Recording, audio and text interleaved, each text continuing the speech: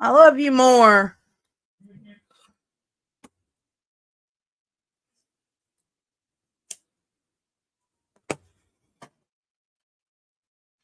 Caden, for now on, you understand?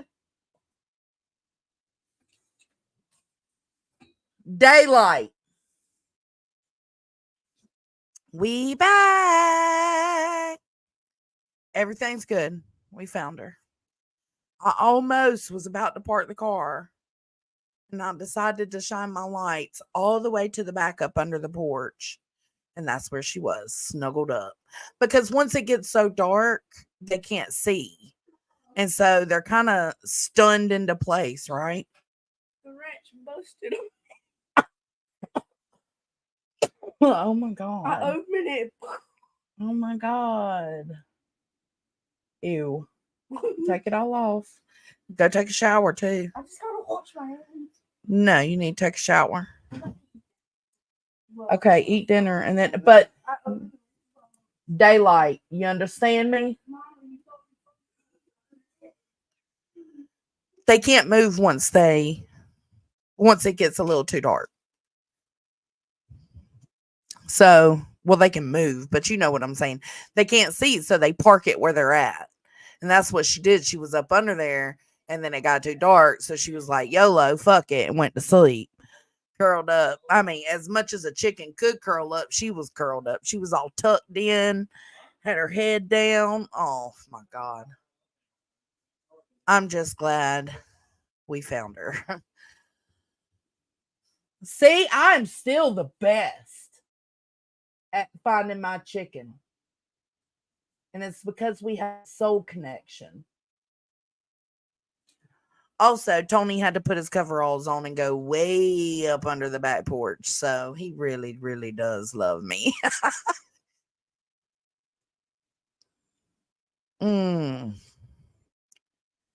That scared me. Hey, Nature Rocks. So what y'all doing? I got two things we can talk about. Have y'all, well, first off, I want to know, have y'all been watching the Gregg trial? Yeah, don't forget to hit that like. Hey, Wispy. Oh, yeah. Yeah. Absolutely. Listen, shit's going off in the Gregg trial.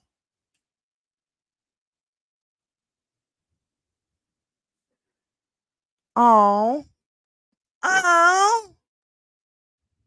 That's so good.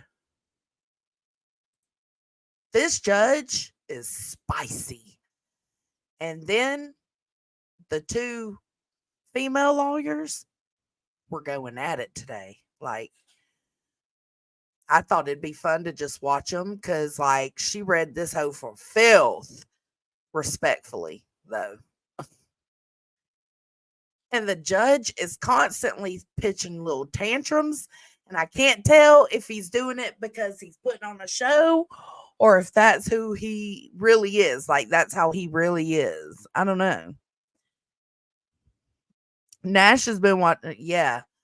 Yeah. It's crazy. How you gonna say you don't remember anything from the time you let the dogs out to the time your ass was found standing on the side of the road? But yet the cop that found you standing on the side of the road, you immediately was apologizing to him. Well, what you apologizing for? What you apologizing for? Oh, have you, Wispy? That's who he is? Like, how you apologizing if you don't remember doing anything? You wasn't there, right? And then gonna ask, how's my stepdad? You remember everything. She absolutely was. Well, okay, we're gonna go into it. Here we go. For anybody that doesn't know, I can't give you all the details, but I can tell you a kind of synopsis on who Carly Gregg is. Carly Gregg is a girl that shot and killed her mom. She's okay. Carly Gregg's 14 years old. Shot and killed her mom. Okay.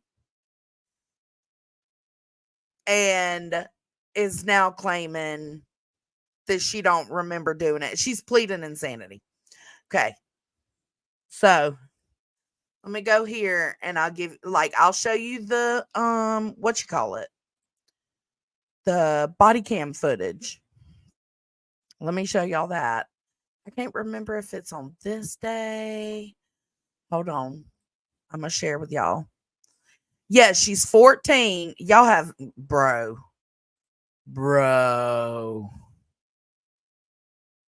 It is fucking sick how she did that shit too. So she goes in, or she had been having a little trouble. One of her and her friends got in a little fight.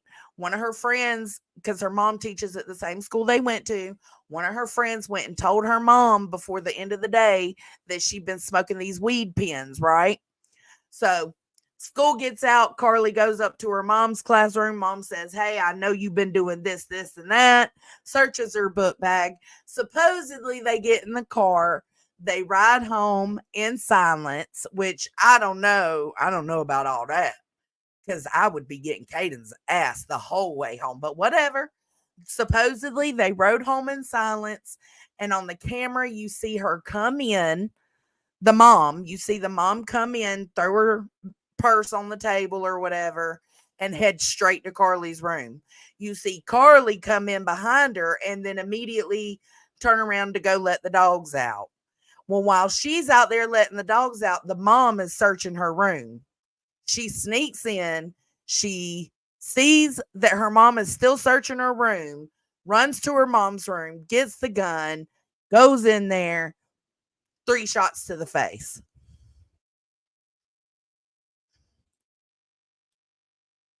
I don't think this one is no,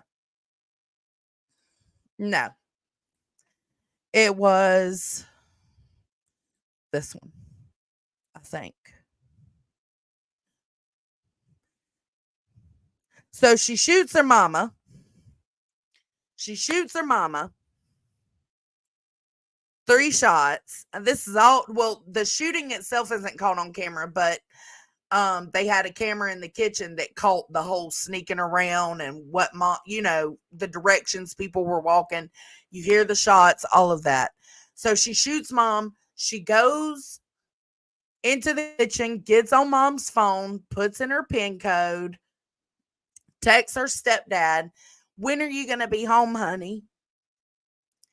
Puts the phone back down after they talk, and then pretending to be her mom. And then she goes back in there. And she put a towel over her mom's face and crossed her mom's arms on her chest. Weird as fuck. Then stepdad comes home. She shoots at him. It goes through and through on the shoulder. He snatches the gun. She takes off. And it just goes from there. Y'all. And she's claiming she didn't know anything. This is the stepdad. He is now backing her. It ain't mental health, boo. Sorry, not sorry. That's no. Mm-mm. And then let's see. They keep dressing her up all weird. I don't know why they're dressing her the way they're dressing her. But anyway, stepdad testifies to everything going on. I'm looking for the body cam. Hold on. Because there's a clip of the body cam out there. I'm not reading chat right now, guys, so I'm so sorry if you're saying anything. If it's important, keep typing it. But the one that's out there isn't the actual whole body cam footage. Maybe it wasn't on this one either. Like, I want to show the footage where it shows her mama coming in with her and everything.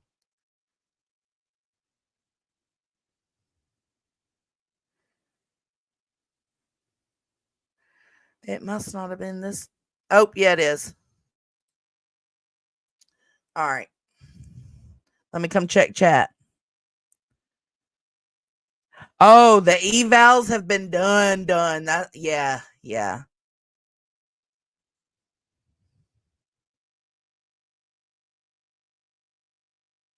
This guy's testimony? I don't think this one.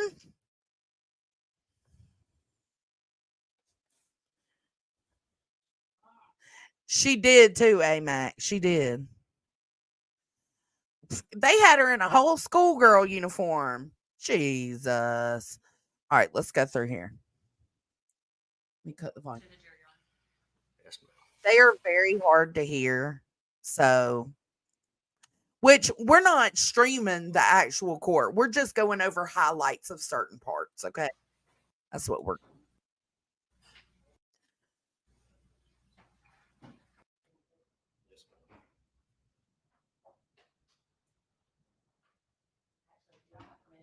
So then they have this before we get into the body cam. Then they have this expert for the defense, I think. And he was really smart. He had like a super long testimony, but he diagnosed her with bipolar disorder. And then today they had another expert up there that said, no, hell, she was very well aware of what she did. And I mean, it was it was kind of boring because his was the second longest testimony. It was kind of boring today when he was up there, but then again, he was fucking laying it out there in certain parts. Mr. Camp, if counsel for the defendant wants to go over there, they can too. Oh, you have a screen. Okay, I apologize. Defense is trying to say that she's mentally ill and she blacked out, and everything she told this guy, he came down, he evaluated her. I think he's got a total of 4 hours with her, and he diagnosed her with bipolar disorder. But everything leading up to the day she did it, she was having no hallucinations, no hearing voices, none of that. She seen a therapist the day before she did it and was fine. But after she's been charged, now she was battling voices. No, baby.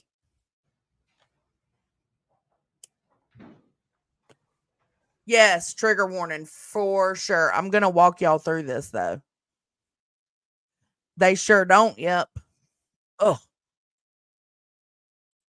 yeah. Today they got squashed, man. If they find her not guilty, I will be furious, to be honest. All right, let's go. I'll shut up. Sorry.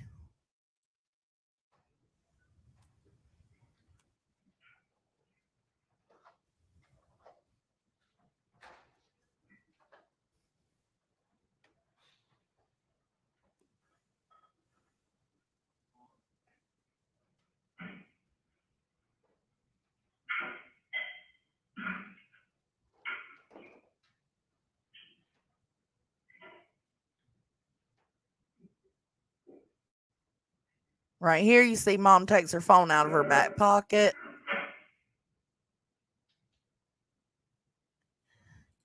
She goes through this doorway and to the right. That's to Carly, towards Carly's room. And Carly's standing here watching. Now Carly's making sure, oh, yeah, she's searching my shit. Now, the reason she's searching for those weed pens, right? They done drove all the way home, supposedly, no scolding or anything. Then they get home and mom's like, bet, we finna search this room. So mom's in there searching the room.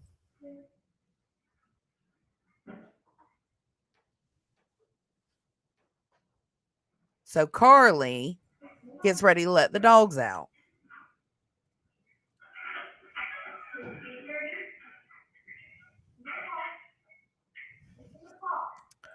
I know, Steph.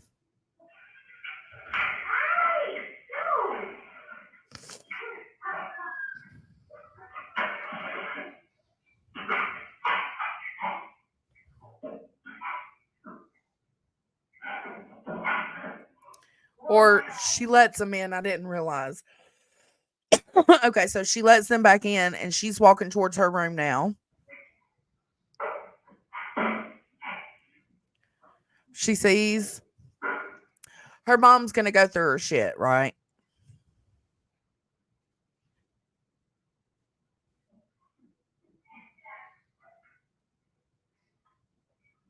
So they're talking. You can hear a little bit.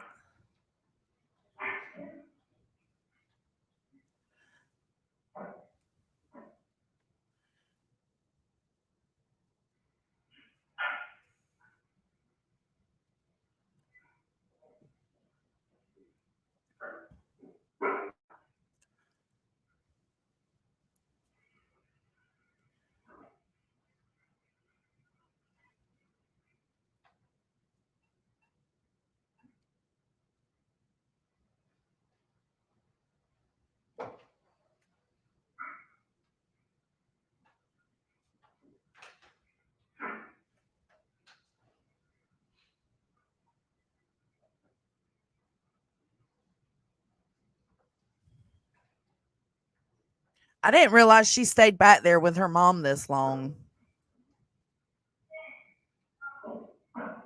Mom's searching.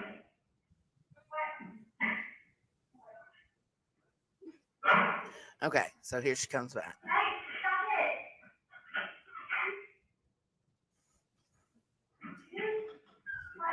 So now she goes outside with the dogs.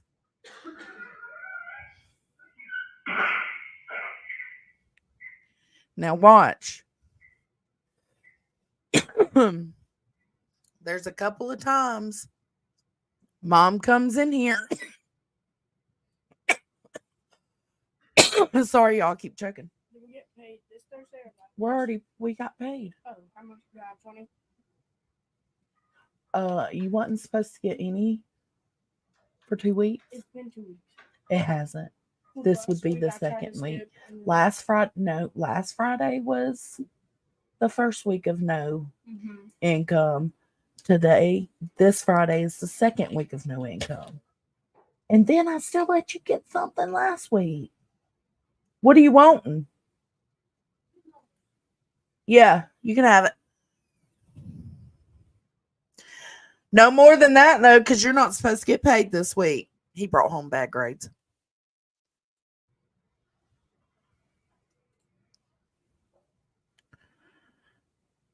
Yeah, soon.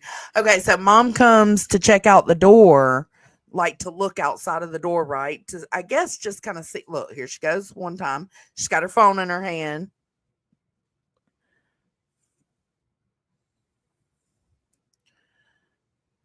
She puts her phone down on the counter. She checks to see what Carly's doing with the dogs. Goes back to searching. Okay.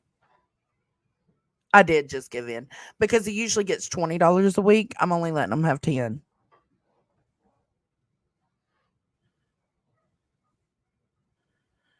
Oh, hey, Whitney. I know it is sad.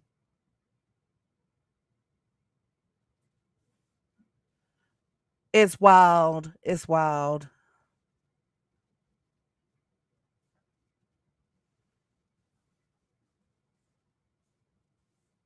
Oh yeah, Reddit is crazy town. All of this is just her searching.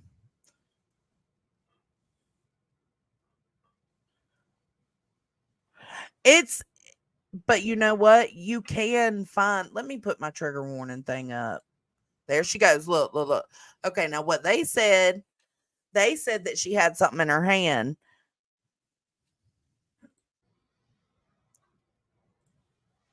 Hold on, I'll just try to pause it. Oh, that don't work.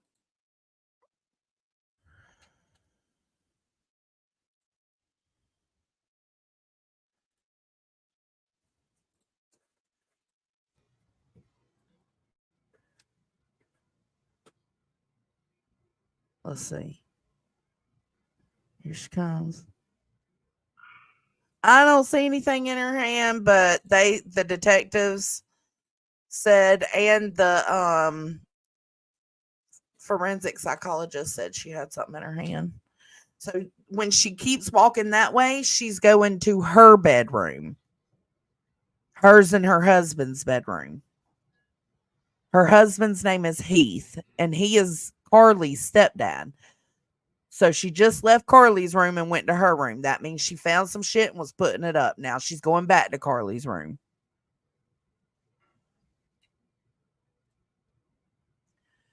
Da, da, da, da, da. Let me put my trigger warning up, guys.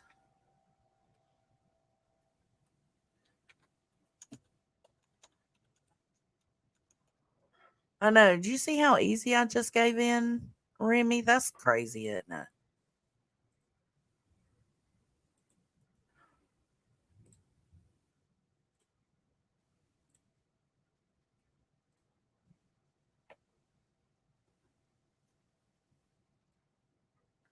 There she goes, back to her room. She did have something in her hand that time.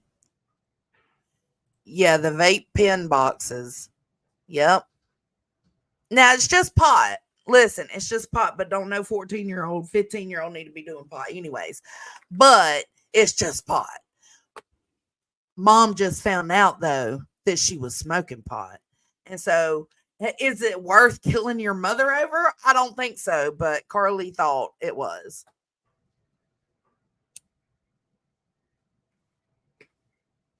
Stashed some more shit in her room. Now headed back to search some more. Okay. She's doing exactly what I would do as a mom. Yeah, her arm was bent at the elbow.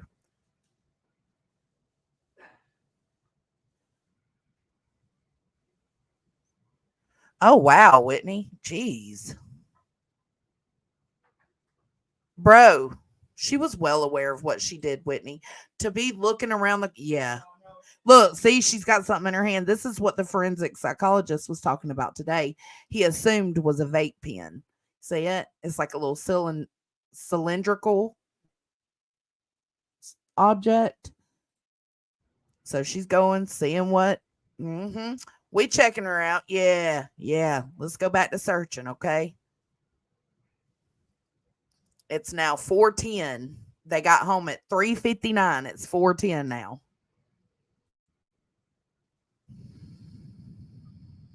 Yep. She says she blacked out.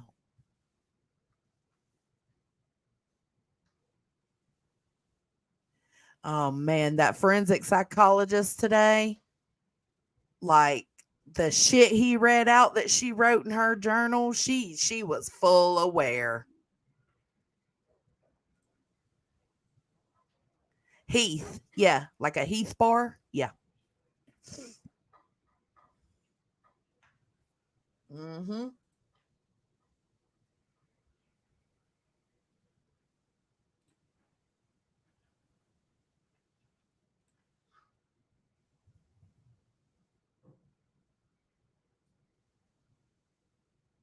Yeah, she does. She takes it off from up here, Deets, from where it's sitting, puts it in the refrigerator behind a couple of water bottles. Sorry, you're not forgetful. All right, all right, all right, all right, all right, all right. All right. This is okay. Trigger warning. She's coming in. Yeah, y'all. I've been deep into this case. Y'all know I binge watched the first 3 days just yesterday. I was like 1.5 and 2x in the whole day yesterday. And then today I waited to watch it until this afternoon so that like it lasted me, I think I got it done in 3 hours. Yeah, I'm deep in it. Okay. I'm taking the comments off the screen. No, they proved that, Deets. She didn't black out. Look at this. Look at this. Checking. Yeah. Listening. You see the way she's moving her head right there? That's her listening with that right ear. Look, look, look. Walking. Sees her mom still searching her room. Look how she's striding. Did y'all see that stride? That's her walking lightly. Watch it though. Watch that pause. Look. Yep. Watch this stride on the way back. Big steps. Look. Walking quiet as fuck. Trigger warning, trigger warning, trigger warning. Now we're at 4:14. It's been 4 minutes. Poor dogs. Poor mama, poor dogs. Okay, here she comes. Look, look, look. Checking to make sure that while she was in her mother's room getting the pew pew, that mom didn't come out and go in the kitchen. Look, look, look, look. See, I'm breaking this down for y'all as if y'all are in trial right now. Look, watch how she's walking sideways. She don't want the camera to catch that gun. And just wait, it gets better. Well, it gets worse, but you know what I'm saying. Trigger warning, here it goes.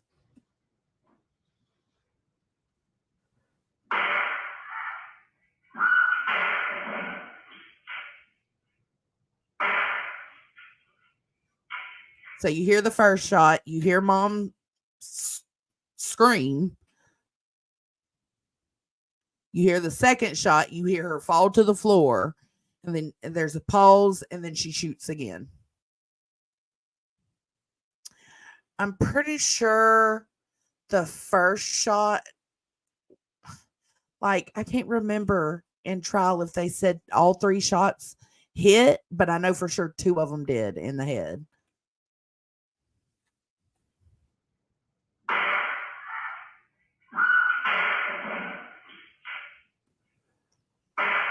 Which would have been those 2, those last 2.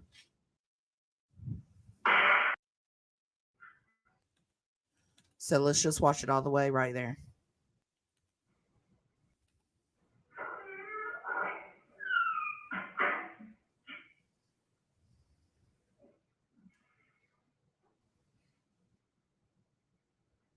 Mm.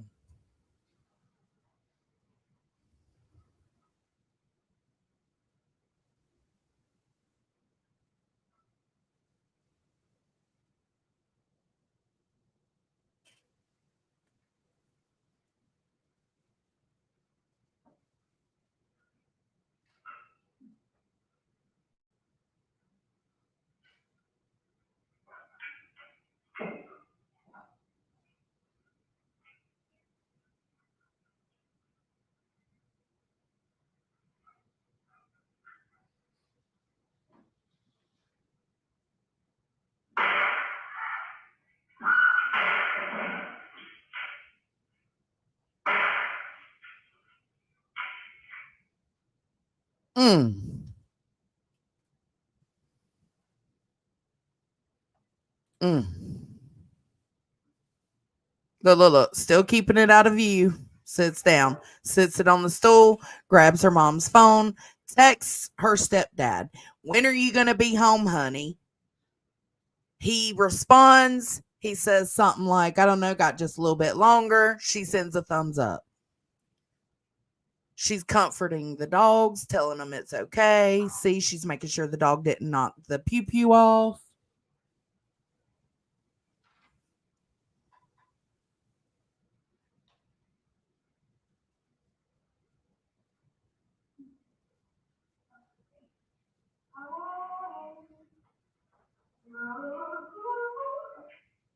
Humming or singing a melody, whatever. Make sure that gun isn't seen, goes back in there.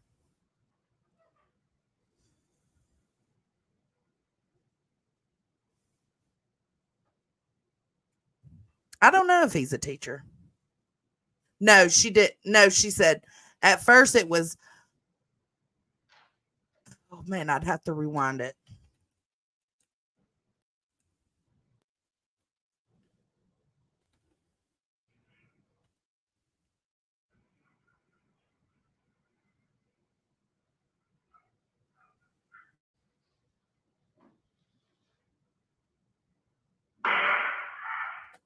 The first shot was a I think she might have got her somewhere else, maybe in the shoulder or something like that. I can't remember.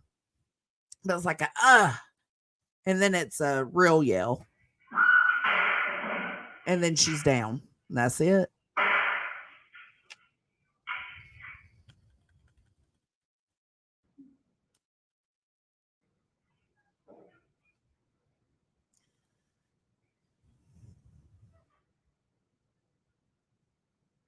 Yeah, then she messages friends, telling them she needs help. One of them shows up, the other one was on the way. The other one shows up, one of them shows up, and she's like, "Are you squeamish of dead bodies?" And the friend was like, "I don't know." She takes her in there to see her mom. Nope, they sure don't. Hey, Three Dot.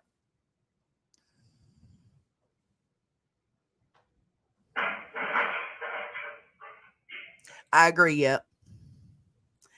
So you hear all this noise going on. I'm not sure what it is, but I know at this point is when she's in there putting a towel over her mom's face. So I'm thinking maybe that could have been the bathroom cabinet door. And she is taking the time to cross her mom's arms over her chest.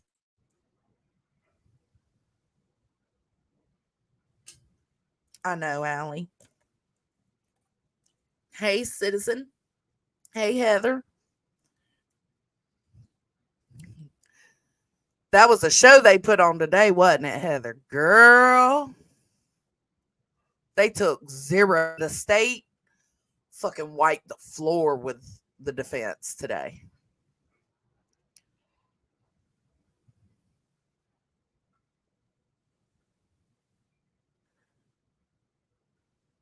So then, if I'm not mistaken, guys, the garage door is over here on the other side of the refrigerator. And then there's these bay doors right here at the little dining room kitchenette area.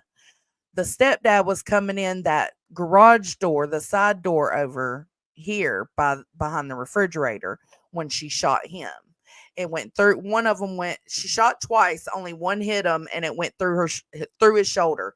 He snatched the gun, she took off, and her friend took off too. Her friend sat outside waiting when her stepdad got there. Carly told her to go outside. Mm-hmm.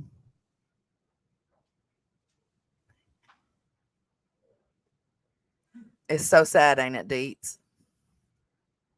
All this happened. Okay, they got home at 3:59. It's now 4:17 for some weed pens.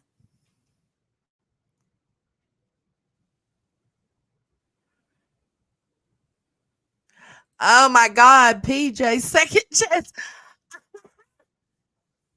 We're gonna watch his little tantrums today in just a little bit. See, I can't figure out what all that noise is. That's what I want to know. But we can't ask her because remember, she doesn't remember anything. So then the dogs go in there and she yells at them.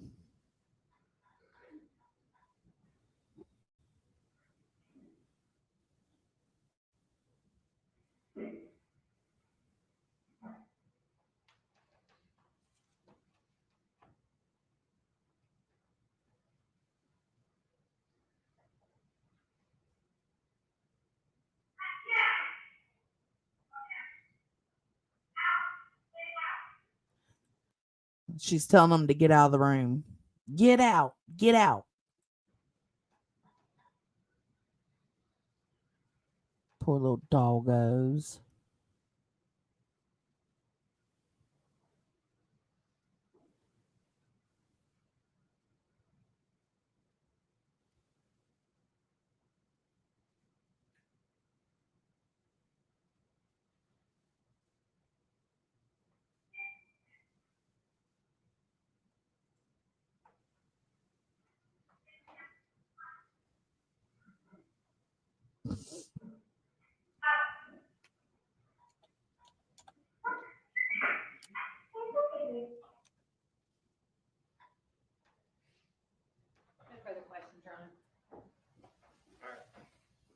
Return the exhibit to the court reporter, please.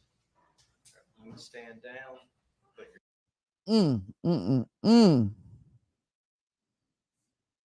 So let's go through and look for the judge's sassiness. Okay, let's see.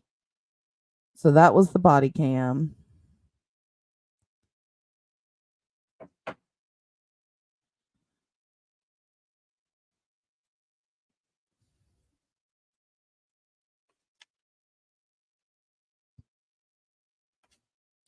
I'm trying to find a better way to search.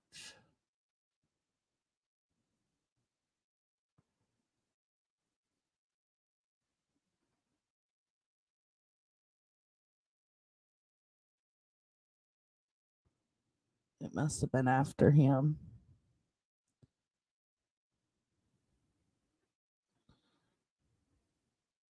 Remember, this is her stepdad right here. The one she shot in the shoulder. Usually it's when they come back from break and before they leave for break that the judge is all cranky and shit. She's in between Mr. Camp and Miss Todd in black. And is that the same person that shot you with that .357 Magnum on March the 19th? Oh, I didn't see this one. I must have been listening at this time. So this is him getting home. Or no, it's her getting home.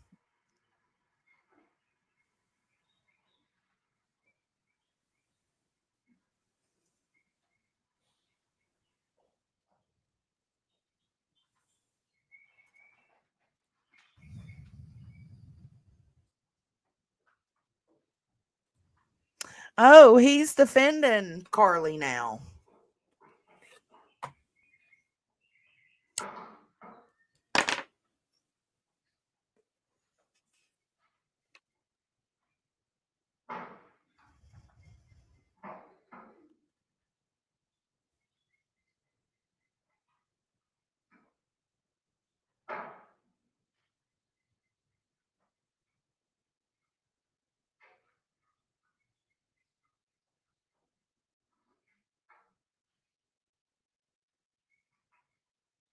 I haven't seen this part, so we're watching together.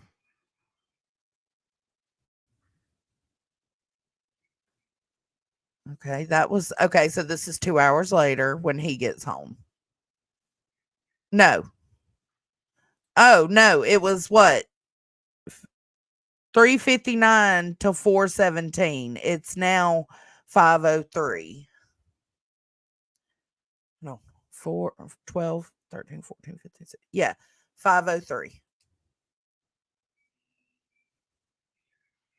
So he gets home about 45 minutes after his wife is killed.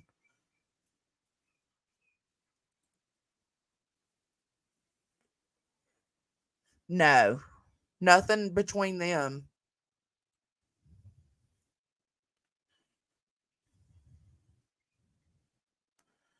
No, they'd have his ass already.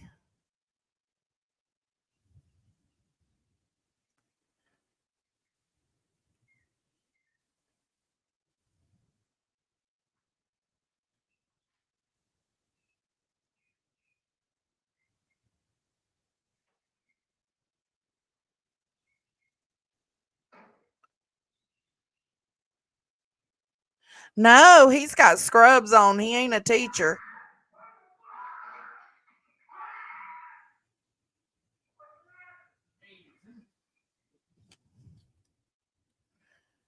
I guess.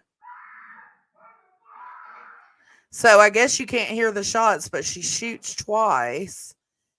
And then when it flashes off and comes back on, you hear screaming.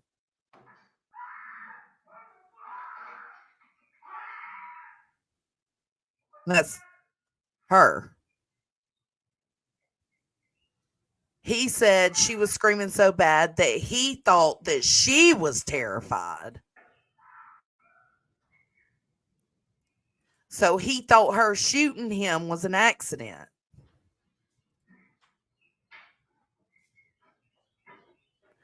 No, that's Carly and them. Look, her friend's over here. Carly jumps out. They take off. Look. So stepdad comes in, pop, hits him one time. He grabs the gun from her. She takes off out the back door. He locks it. She jumps the fence with her friend. They take off.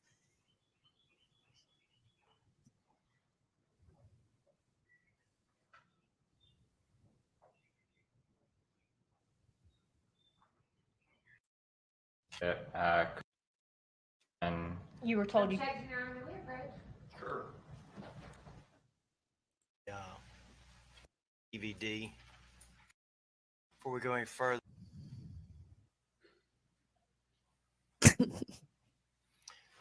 further, I need S9 out of the DVD and back in the court reporter's custody, please.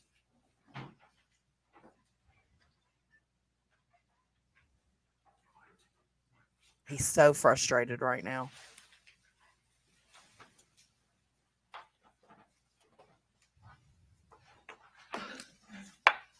Yeah, Katie. She called her friend over. Told her she needed help. Friend didn't know what she was walking into. Friend gets there. She says, "Are you squeamish with dead bodies?" Friend says, "I don't know." You know? And she takes her friend inside and shows her friend the mom and tells the friend, "Yeah, that was 3 for her, and I got 3 for my stepdad when he gets home."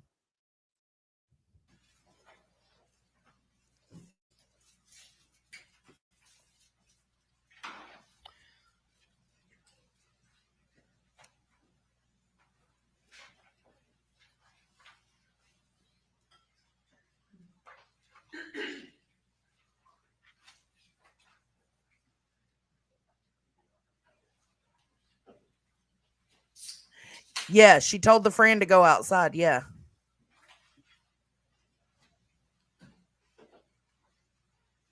When her stepdad got home. That shit's wild.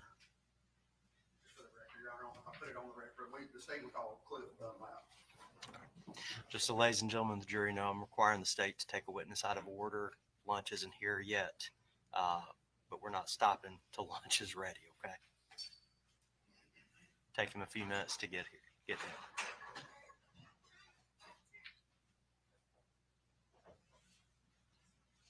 Oh, maybe this isn't where he got upset.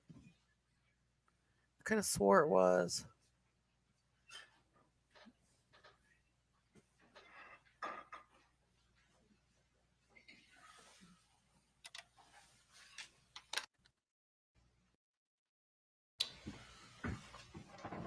You don't have to speak directly in the microphone, but you need on her back, and it's the pine on to Oh, that was him saying how they found her. Miss Smiley. She was laying on her back in a supine position, and it appears as though she had suffered gunshot wounds. Okay. Did you conduct an initial investigation of your own? Oh, he didn't say nothing about her arms. Not yet. Yes, shot her a documentation. The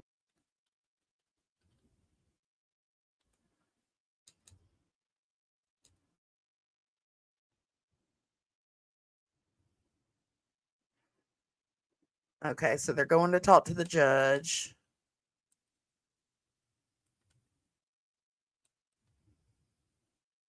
Evil, evil, evil. Well, this might be it. This might be where he gets frustrated. Maybe not, though. I don't know. Jesus. He gets frustrated so often.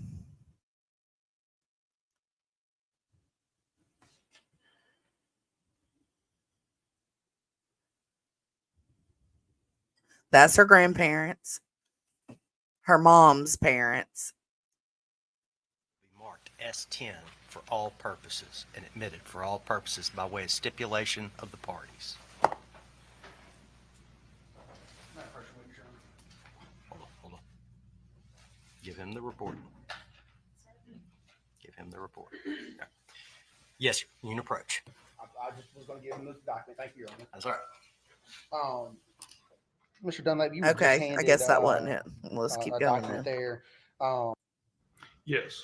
Okay, and what were you able to determine as the cause of death? Cause of death was 3 gunshot wounds to the head. And what Oh, about so the manner of third death? did make it. Manner of death was homicide. Take our lunch break. Y'all, I'm going to give y'all over to the bailiff. He's going to take y'all on back. Lunch should be there in just a few minutes, okay? Everyone remain seated while the jury exits. He's very friendly with the jury. Like, he loves the jury. He is like a hardcore, diehard fan for his jury. Yes, good on you. Yeah. The stepdad called 911.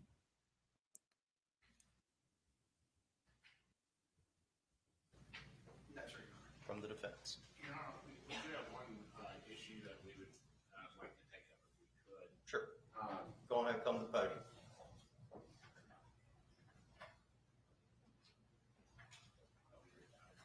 Okay, so then they go on lunch.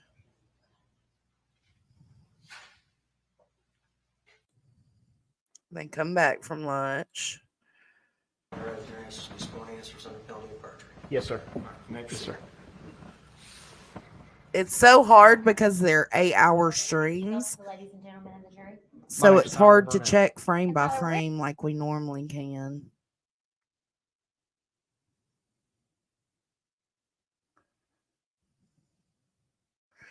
He makes some hell of facial expressions. This is just one of the investigators. It essentially has 2 phones on it. So this black phone and this white phone. So the white phone was later determined to be the property of Her mama. Ashley Smiley, and the black phone over here on the left was later determined to be the phone of belonging to Carly Madison Gregg. Investigator Brunel, do those appear to be true and accurate copies of? Also next to this defect is in that medium scale drawing, or the medium scale photograph. And then Sorry, it's I'm in the looking. up I'm looking, close y'all. I'm photograph. looking. That way it helps us maintain reference throughout, because we took. Did you actually observe Investigator Davis perform a portion of that?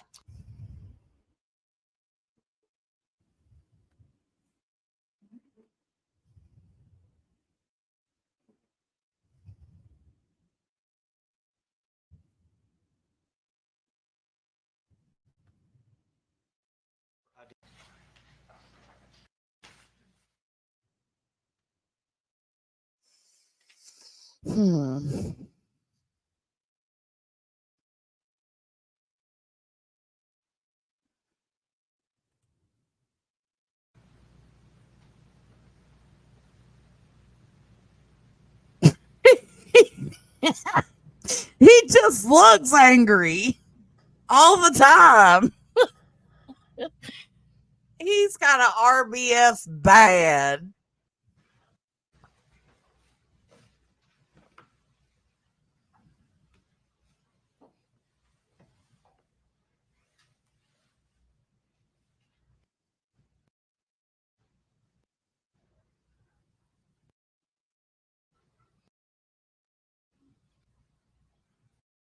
I don't know what's going on. Investigator Brunel, you discussed with us, and now the ladies and gentlemen have seen that photograph. You just Oh, The firearm was Okay, never within mind. about 3 feet of Miss Smiley's.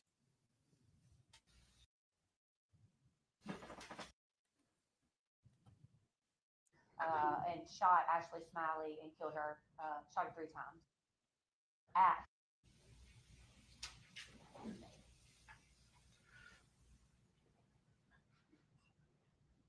I know he pitched. Which day is this? This is day 2.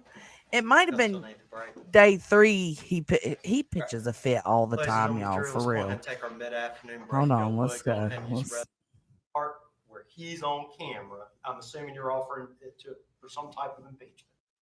Okay. So, projectile. And the projectile. The projectile's not evidence. All right, look, both y'all stop. Okay. Indicated of the body cams. He's looked at the body cams. And that's where we're going. If he's seen the body cams, then he can authenticate it, and then we can. Didn't you just make the exact opposite argument about a projectile? I think so too, D. Yes, Your Honor, and guess what came in? The projectile. No, the projectile's not evidence. All right, look, both y'all stop. He can be questioned about the parts of the body camera that he's on. All right. The body camera that he's not on can't impeach him unless he testified about it. Does that make sense? You're 100% correct. So you got to narrow it down to the part where he's on camera. I'm assuming you're offering it to. He's got little bitty hands. We're asking. We're not asking for impeachment. And he's got a digital watch. Look at you, Judge Dewey. You go, Judge Dewey. This word clarification of what. That ain't even a smart watch. That's a digital. The objection be overruled. He can testify to the part he's on. That's where we are. Okay. Any further objection? Your Honor, but they're intending to play the whole video to the jury. I think I understand the court's ruling. He can testify to what he's on, and if I'm not using that, then there won't be a video. So just Correct. Yeah. Correct. So just ask him the question, did you see A? He says, no, I didn't see A. Then we'll deal with the body camera. Okay.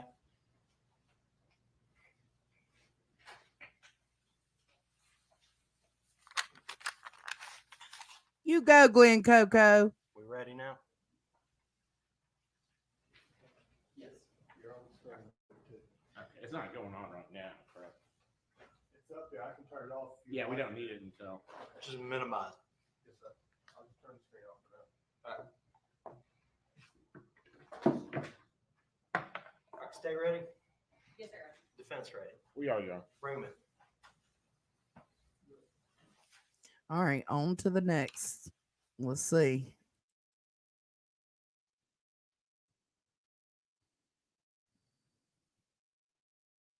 Oh, I think this is one of them.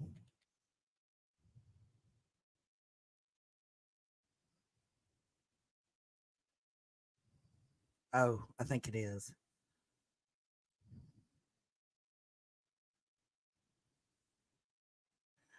And you know what, Deets? That's why it's all running together for me, because I listened to 3 days yesterday, the first 3 days, and today was the 4th day.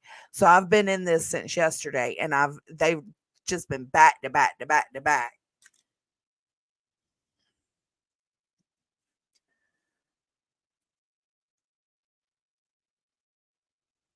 Today, wait until I play today's clips for y'all. Man, the state was on fire, boy.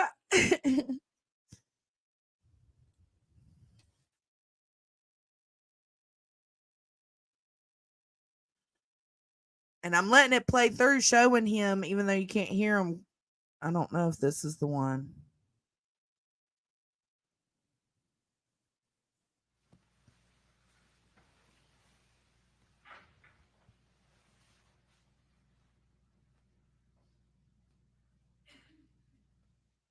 He might be my favorite judge this far. Come on, say something. Do something. Be mean. Be angry. Ma'am, please call your honor. Yes. Okay. You talked to he's Smiley. I guess you're the one who actually went to his house to retrieve the video.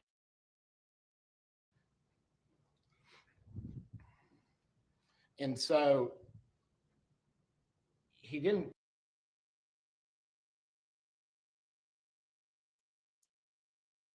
Jesus, all the breaks.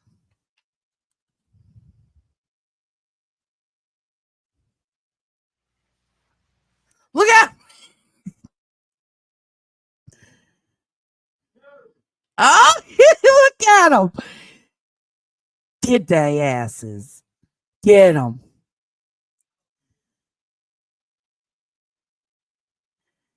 Skid them.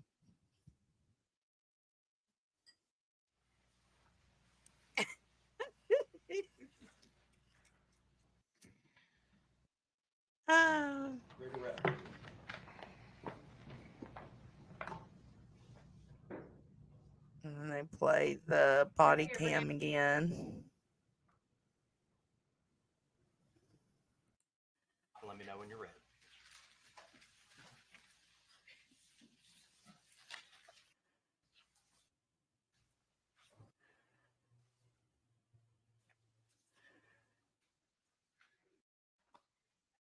Recess for 15 minutes. Stay, go on ahead and get your first witness. Get them on front row, okay? Yes, sir. Yes, ma'am.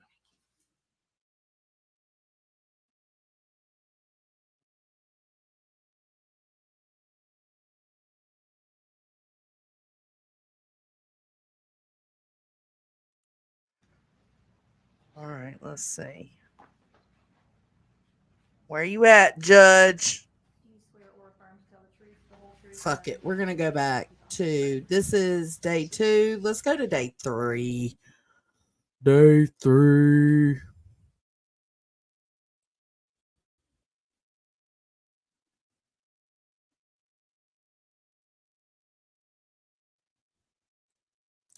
Day 3. Oh, you think so, Allie? I don't think so. I know those poor puppies.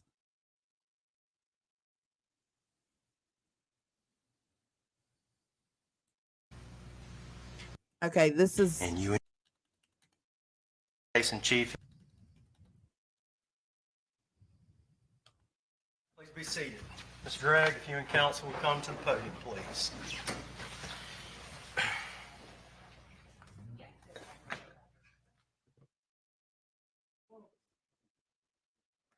Pay attention at how she looks at her lawyer. All right, Ms. Gregg, the state of Mississippi has has rested its case in chief. It's now time for the defense's case. It's the court's duty to make sure that you understand that you have the right to remain silent. You don't have to testify. However, you also have the right to testify.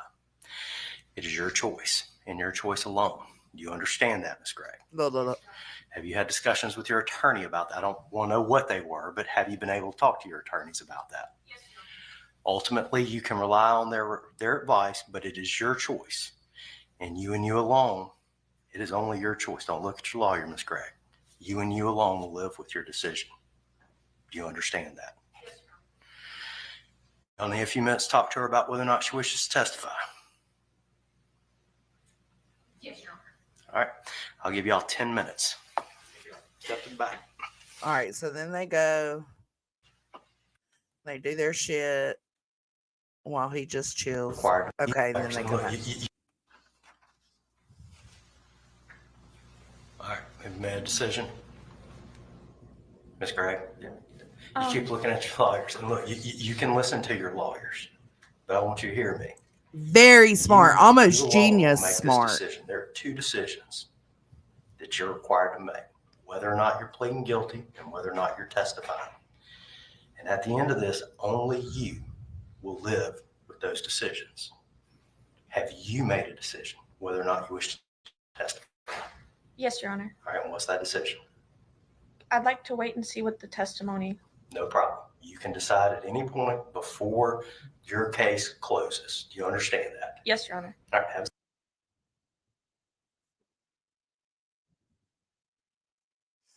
So then they interviewed.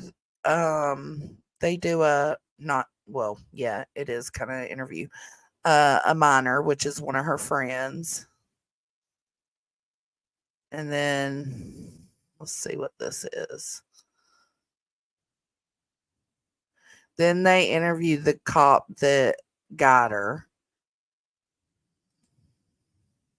unless you have a clean computer that you're going to provide cam video on Okay. Shaq. This might be that one. correct? Hold on, let's see. State's only objection is Can you never haven't tell with seen them. the physical media that's being introduced into evidence. Is that correct? That's correct, Your Honor. There's no other, if it is in fact the body cam of Tony Shack, you have no other objections. Is that correct? That's correct. Mama, your All right, name's get back. the body cam. I'm going to instruct the defense. You got minutes to get the body cam video onto a physical media that can be entered into evidence. The problem with the thumb drive is, unless you have a clean computer that you're going to provide at your cost to the state, it's got to be able to play on that thing right there. That's all we have for the jury to take back. So y'all take 10 minutes. We'll be in recess. All right, so they take 10 minutes. Let's see where we at. We're at an hour 17 right now.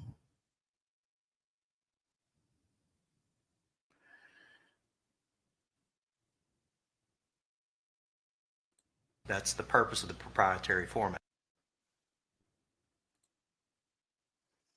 133, 134. That's the purpose of the proprietary format. I understand that the defendant does not have a copy of the video to put into evidence, correct? That is correct. So you have asked the state to have their person go. The only way to do this is to screenshot the actual video with a particular piece of software, and it is quite a lengthy process. So Well, that's what happens when you're not ready to defend your client. Hello. I told the defense is the state has agreed I'm to do sorry, this, but that's what the whole purpose is. Like, I cannot show y'all all the details of this trial. The main thing I wanted to show y'all was how this judge gets angry.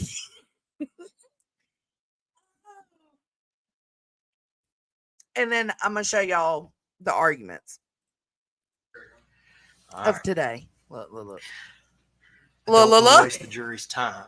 So what I've proposed is that the defense accuse this witness subject to recall. Is there any objection to that procedure by the defense? By the state? No, sir. All right, Deputy Shack, this is what I'm going to do. I'm going to excuse you, but you're still under oath. You're not to talk about this with anybody. Yes, sir. The DA's office will be allowed to show you the video that has been copied and your original video so you can compare them for authentication purposes, okay? But otherwise, there should be no discussion about the case. Yes, sir. Any objections by the defense? No, Your By the state? No, sir.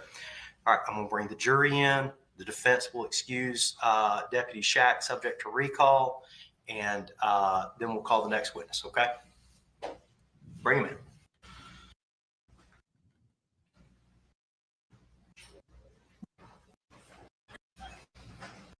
We would excuse our witness subject to recall. All right. Deputy Shack, you're going to be excused subject to recall. That means you will be called back most likely. Yes, sir. You're not to discuss this testimony with anyone at this time. You understand? Yes, sir. All right. Stand down. Please exit the courtroom. While he's exiting the courtroom, the defense may call its next witness. Your Honor, the defense will call Dr. Andrew Clark. Dr. Andrew Clark. Your Honor, we read. Yes, ma'am.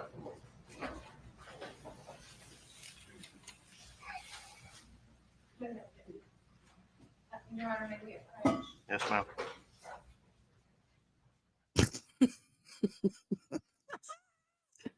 He is over it. Because, I mean, it's not the state's problem. Oh, this one, he gets mad. Okay, I remember this one. It's not the state's problem. It's the defense's problem. They were not prepared at all. And I'm about to show y'all that on the next one.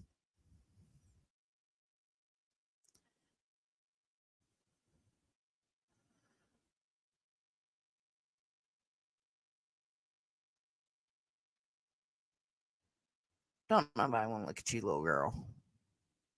Y'all go. Look. I need y'all to step out one more time. Y'all go sit. Go sit. Look.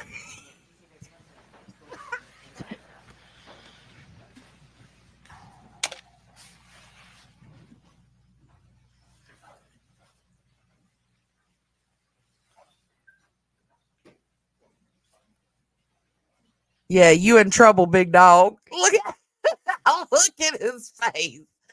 Oh, why ain't it showing his face?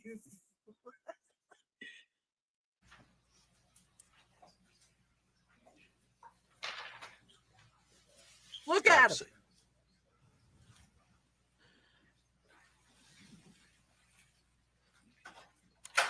I know, Mama.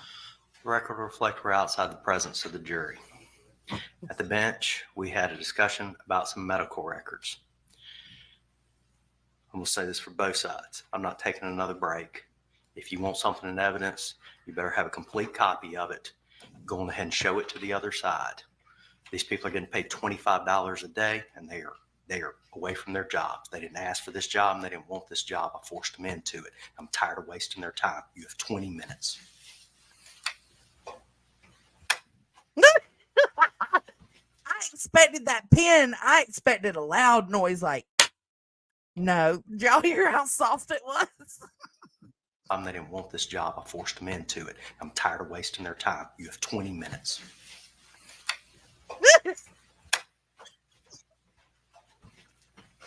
Oh.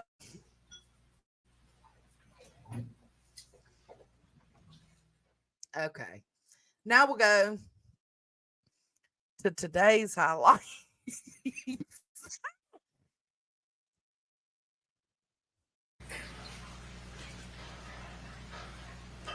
Swear or affirm to tell the truth, the whole truth, and nothing but. No, hold on. There was something else. Did anyone allow themselves to be exposed to any media accounts, any social media, or any news account of this case? Everyone shaking their head in the negative. Olivia, introduce yourself to these men and women. I'm Olivia Lieber, And Olivia, where do you work? Precise Mind. And tell us a little bit about what Precise Mind is. It's an outpatient mental health clinic, and we do research and mental health care for all ages. Just to be clear, you're a little nervous today, right? Yes, yeah, I am. Is this your first time to ever testify? Yes. All right. How do you, and what is your role at Precise? I'm a psychiatric mental health nurse practitioner. And can you kind of tell us a little bit about what that is? No. What you do? Yeah. We don't feel like hearing about that. I got a degree with. She diagnoses. That's what she regular does. Right. Were those your words or something that they told you? These were. There's a section in that assessment about thought processes. Mhm. Could you tell us about what you observed and what your records indicate about whether or not Carly was having abnormal or psychotic thoughts on January the 15th, 2024? She. Okay, January the 15th, 2024. So these next two psychiatrists or forensic psychologists, mental health evaluators is what I'm going to say. The next two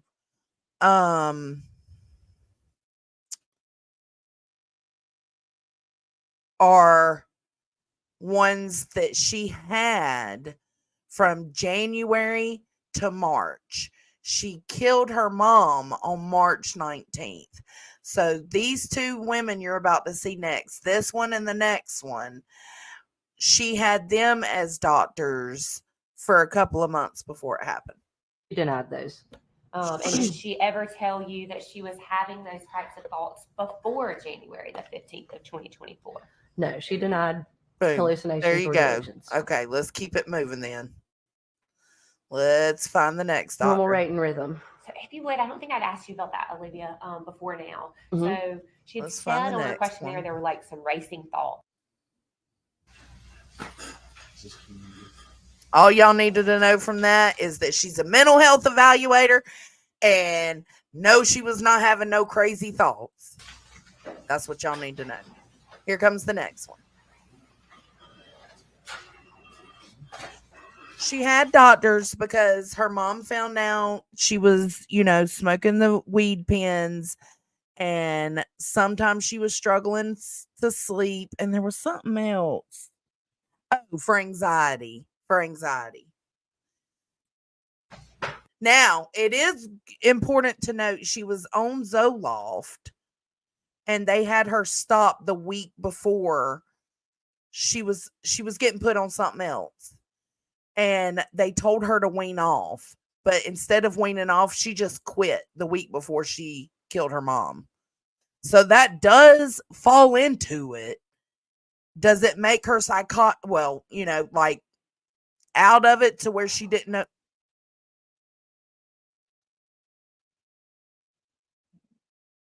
Tony, what was that?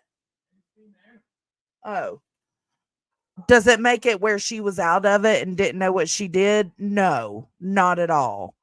But coming off of a antidepressant cold turkey like that is not good. So that we do need to note that. Dewey is over it. OVA. Over it.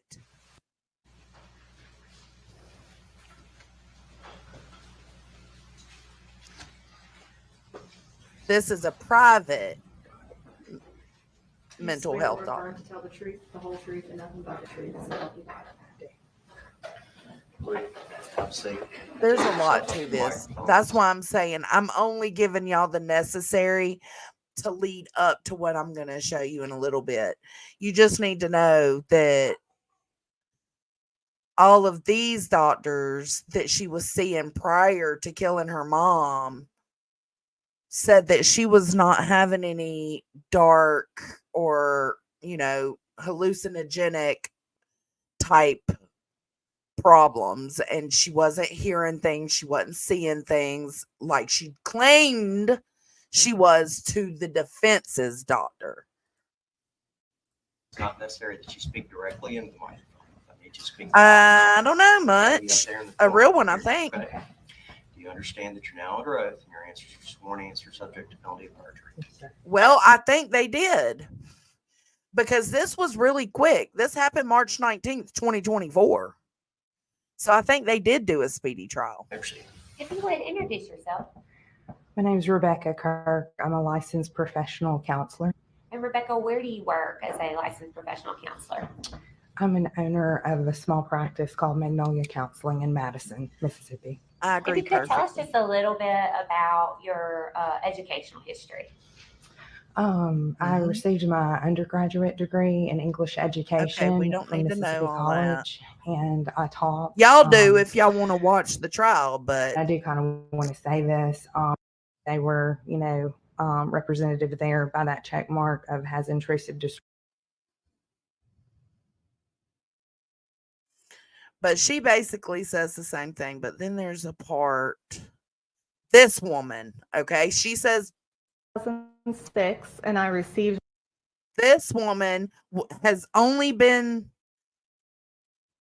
evaluating her files since the murder. Okay, so since she's been locked up. Let's see, where's she come on at? And if you could tell us just a little bit about what it is you do out at the Mississippi State Hospital.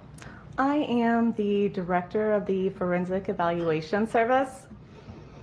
So we are the only forensic service for the entire state. We do some outpatient evaluations, but now things have changed. It's mostly inpatient evaluations. And then, so we do inpatient evaluations for the court regarding competence to stand trial, someone's mental state at the time of the alleged offense. Yes, there's a lot more that goes into all this, like with her dad and his bipolar disorder. But the last doctor that the state was talking to today said he don't even think her daddy had bipolar disorder. It was more of an addiction issue. And sometimes some other factors too, such as mitigating circumstances or a violence risk assessment. Then we also provide treatment for individuals who have been found not guilty by reason of insanity. And we provide treatment for people who have been found incompetent to stand trial, and we're attempting to restore them to competence.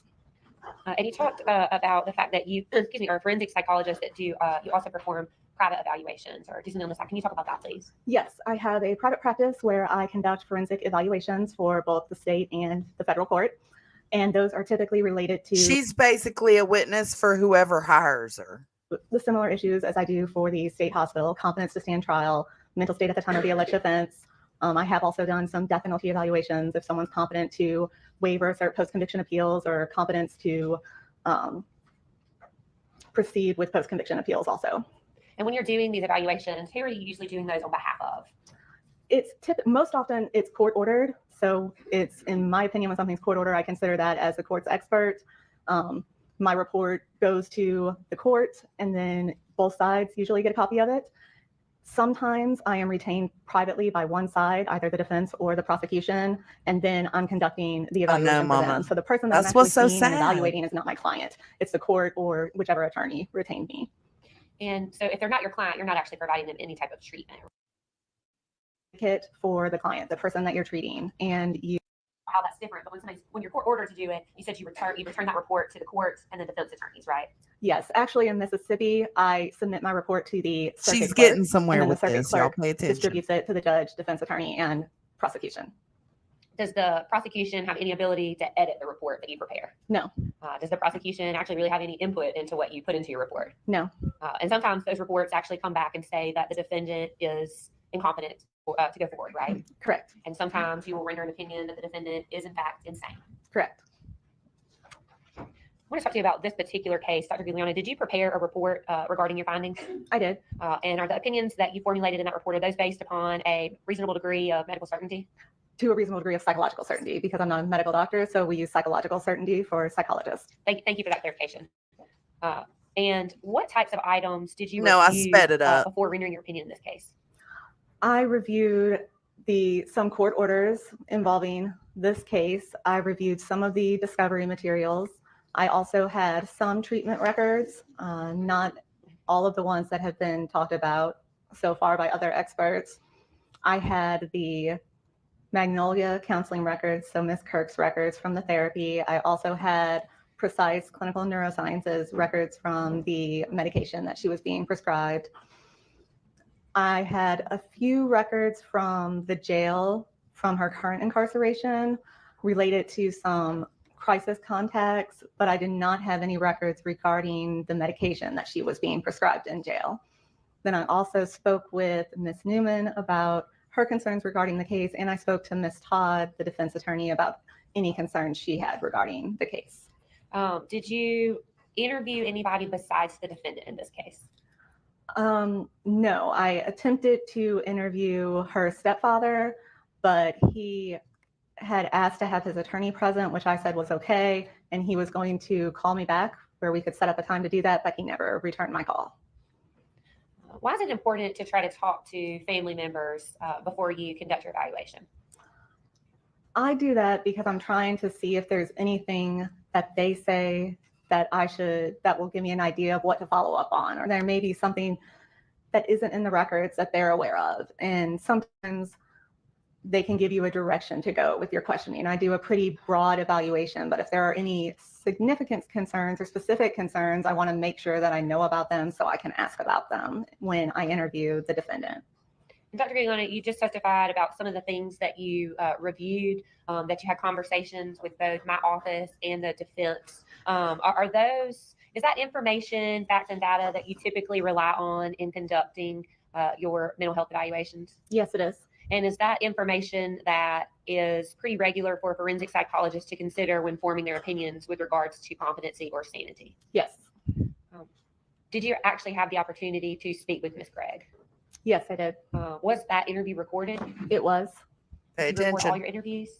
I record most of them. There's a few times that I haven't for the federal courts because the attorneys have not wanted me to.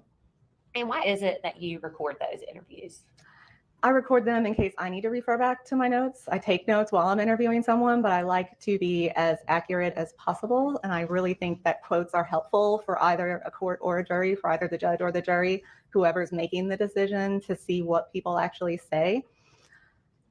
So I record it for my benefit, and then I also record it in case someone wants to get the recording so they can listen to it. I try to have transparency in my evaluations. I'm not trying to do anything that I wouldn't want recorded. So it's to help just confirm what I'm reporting in my report. When you're conducting one of these evaluations, Dr. Giuliano, is it your role to favor one side or the other?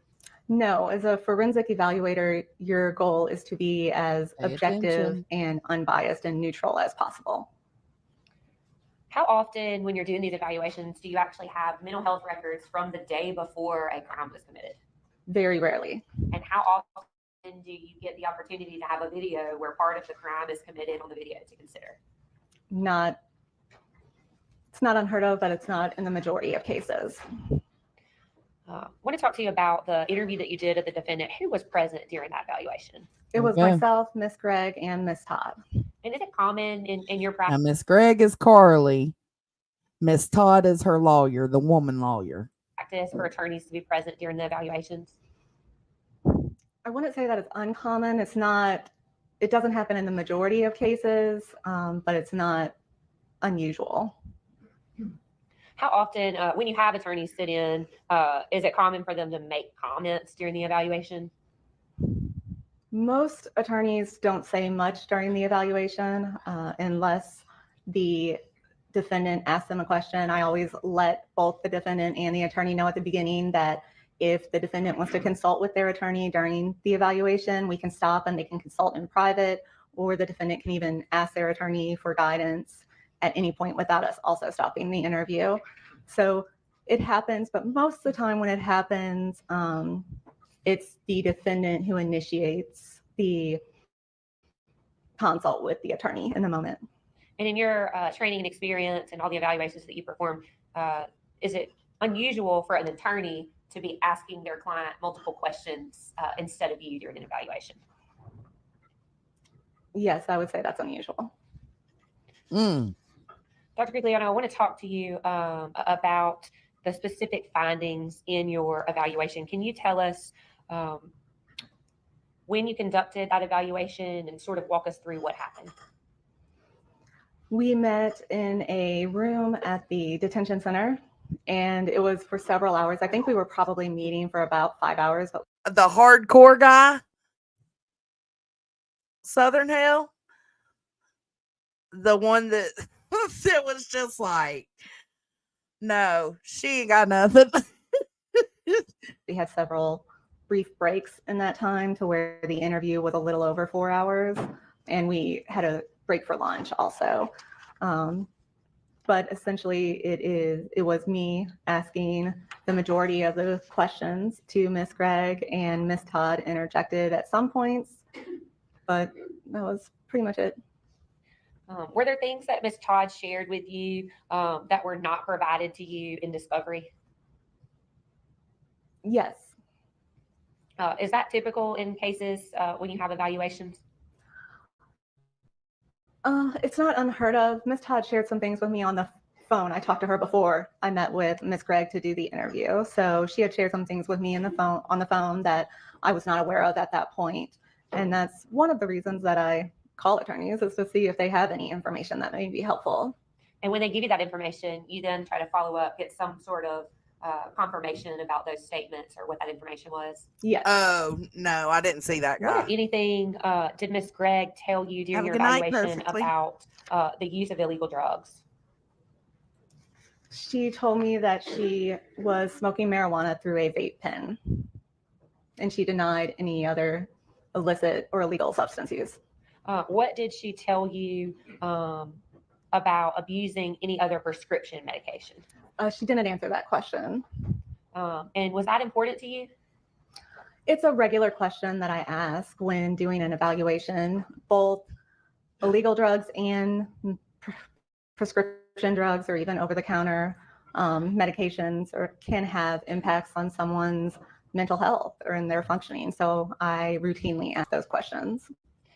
And if someone were to have been on a prescription drug at the time of the crime, it would have been important for you to be able to explore that a little bit further, right?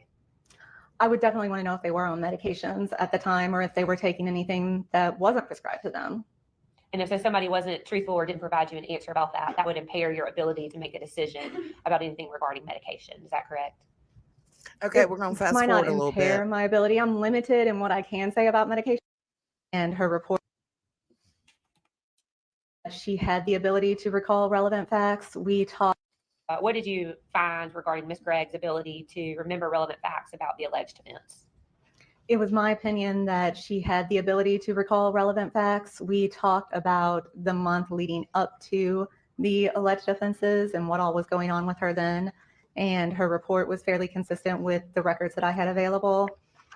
She also did not demonstrate any current memory deficits that would have been concerning. So I didn't talk to her about that day in particular because I didn't end up evaluating her. sanity at the time of the alleged offense. So I don't know exactly what all she recalls from that particular day. Defense With rebuttal. regards to your evaluation, did you in fact find a forensic opinion regarding Carly's ability to proceed to trial and competency? Yes, it was my opinion that she had the ability to do so. And is that to a reasonable degree of psychological certainty? It is. And again, just to kind of go through those factors with us, the ability to understand the nature and the proceedings against her. Yes. And then what else is that? No The ability mystery. to I rationally like the communicate state with her girl. attorney about her case, the ability to recall relevant facts, and the ability to testify in her own defense if she chose to do so. Hey, Lula, we're going over a few highlights from today's court case for Carly Gregg. And in fact, you found that Carly was competent. That was my opinion. I don't decide that. That's up to the court to decide. And in this particular case, Dr. Giuliano, did you send your report to the clerk's office like you do when you're court ordered to perform an evaluation? I did. No further questions, Your Honor.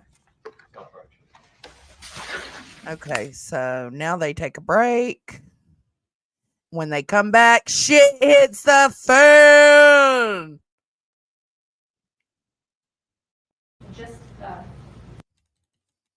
This is when they come back.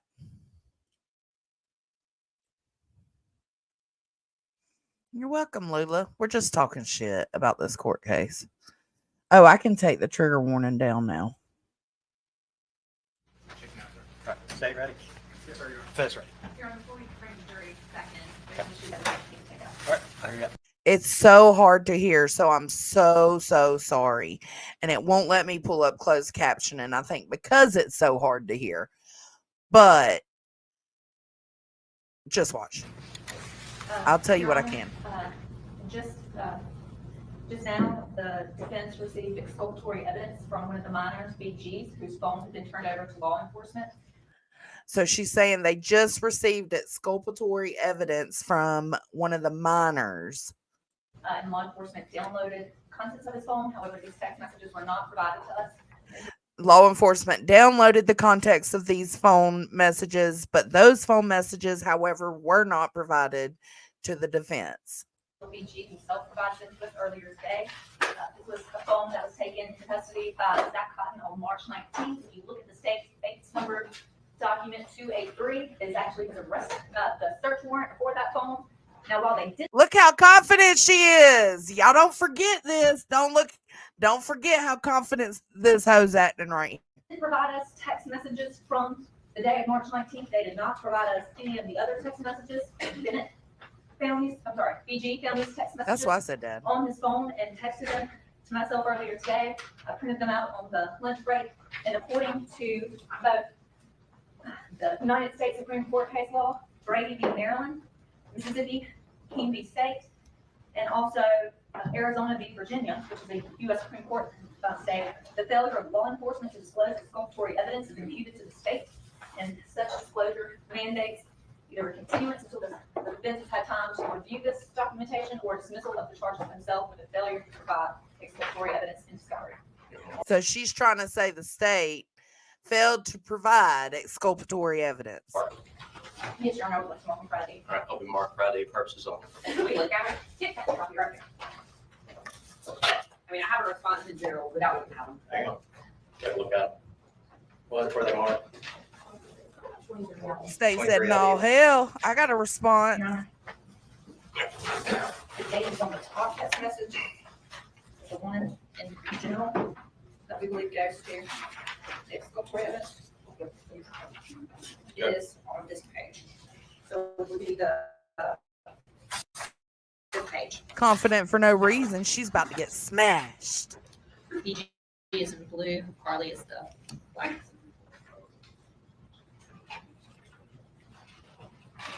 We're just do it back. Is that the first text message? Yes. All right. So the defendant says, do it back. Mr. Bennett Germany says, I don't know what that is. What's going on? She responds, I don't know. Okay, now they just said the kids' names, the minors. They've been doing their best to use initials. BG, Bennett Germany. There's nothing you can do about it. Sometimes it's going to happen, and that comes later. I called Anthony because I wanted to talk to him, and then I saw him. I couldn't breathe. I couldn't say anything because I didn't know what to say. I can't remember anything that happened today. I zoned out for most of it. I don't know what's wrong with me. That's Yes, Your showing Honor. as the exculpatory part. Yes, Your Honor. And that this text thread is dated as of November 22nd of 2023. All right. So Anything further from the defendant? that's supposed to show proof that she's had these blackouts before in the past. Not- Oh, in motion. Your Honor, just that the U.S. Supreme Court and also the Mississippi State Supreme Court is clear about the failure of the fact that it was in the possession of law enforcement. Law enforcement downloaded the contents of this phone, had it by search warrant, and failed to produce it. And that the failure, according to the U.S. Supreme Court and Arizona v. Youngblood, the failure of law enforcement is imputed to the failure of the state for discovery purposes. Okay. Response by the state, or do you need a few moments? I'm fair. First of all, I don't believe that text message. Let's step up to that. Okay. I may have to go upstairs at some point and get a signed piece of paper from Ms. Todd, but I think that I have it Here we go. Sheesh. here. Now, first, let me address the fact that this is not, in fact, exculpatory material. This is a text message between Bennett Germany and the defendant from back in November. Bennett Germany took the stand. He could have provided this at any point. He actually, in fact, spoke to the defense attorneys previously. This is not new information that they had. It's not exculpatory information.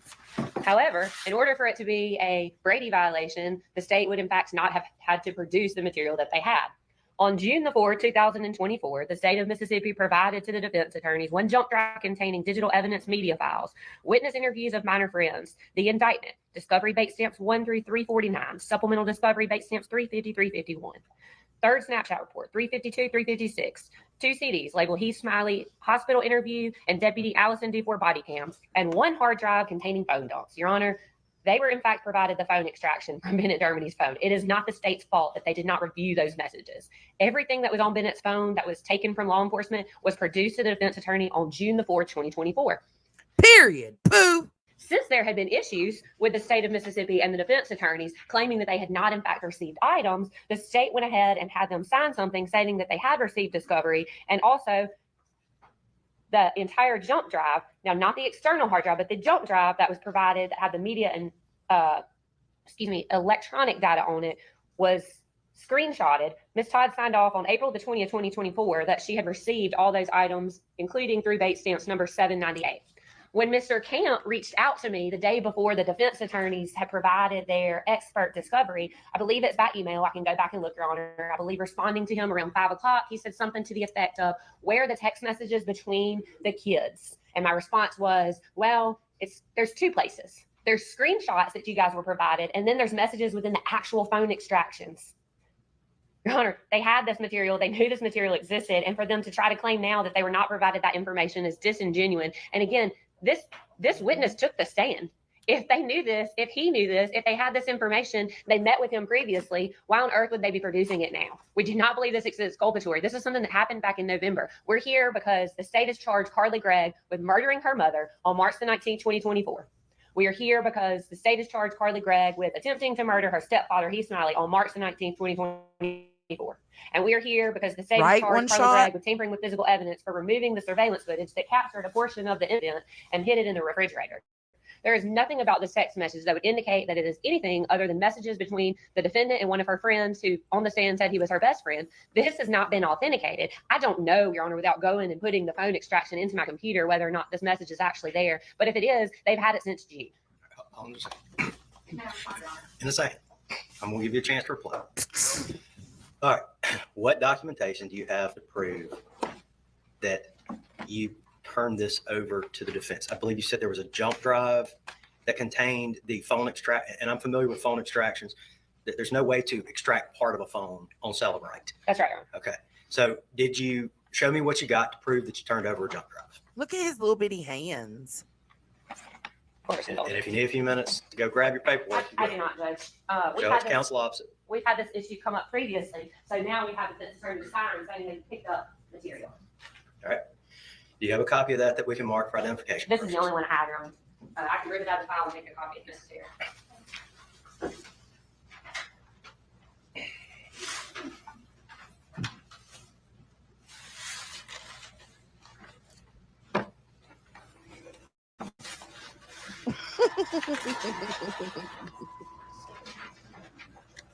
He does got little hobbit hands. The state All right, is not show- fucking around. You ain't trying to put a Brady violation on her. You showed it to council officer, correct? All right. Mark it for identification purposes for the state. For the record, that bears Ms. Todd's signature and date. Okay. Let's mark it. So I can see it.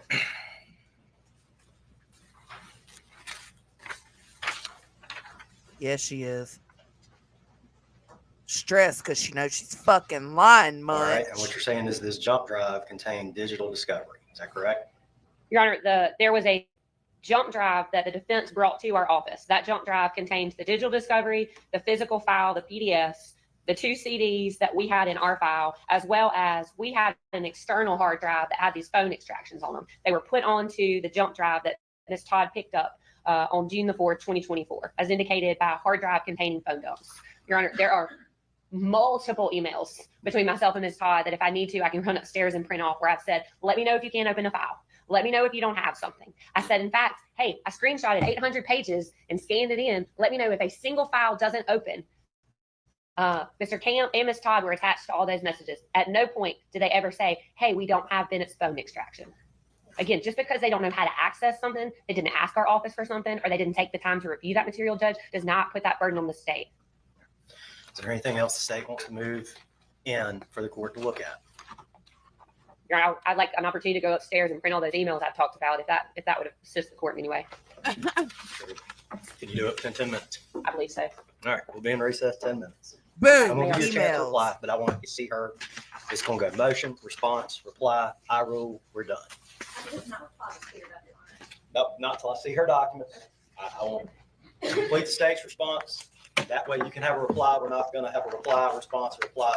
It's going to be motion, response, reply, I rule, and the rest of it's up to the appellate courts. All right, y'all got 10 minutes. Your Honor, I believe that I could probably just make a copy of all of this, and that would entail my emails back and forth with Ms. Todd regarding discovery. I kept them because I assumed that there at some point would be some sort of argument that we hadn't produced something, but I do not have a copy of this. This is just the one copy I kept for my Well, I file. saw Mr. McDivitt stand up back there. He can make himself useful and cut down on the jury's time. I think everybody in the courtroom knows I don't have a problem with using lawyers and their staff. So give him the email, the email. Mr. McDivitt, you go copy it.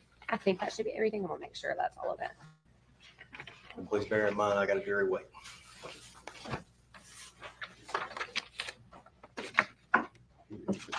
He is all about Throwing the this jury. tables in there, And I can appreciate that because, I mean, really, but I don't know what I got. Okay. Thanks, sir. look at her. All right.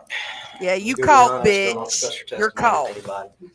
Well, let me ask this. While he's making copies, would there be some objection to us going on ahead and hearing her testimony? I mean, you're asking me to dismiss the charges, basically, Ms. Todd, correct? Yeah. Okay. Well, if I don't decide to dismiss the charges, we're going to hear Ms. Gugliano's testimony anyway. So rather than wasting the jury's time, I'm going to bring the jury in, let you cross-examine her, let them redirect, and then I can take another break and maybe copies will be done by then.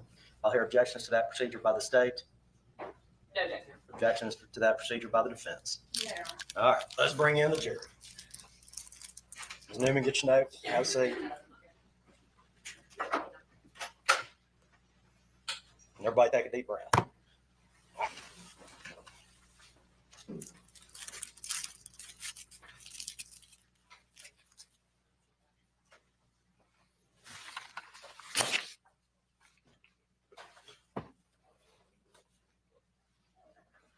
Yes, Okay. And I provided information upon your request at the time of the incident on March 19th. Is that correct? yes, her competence at the time, stand trial, and her sanity at the time of the alleged offenses.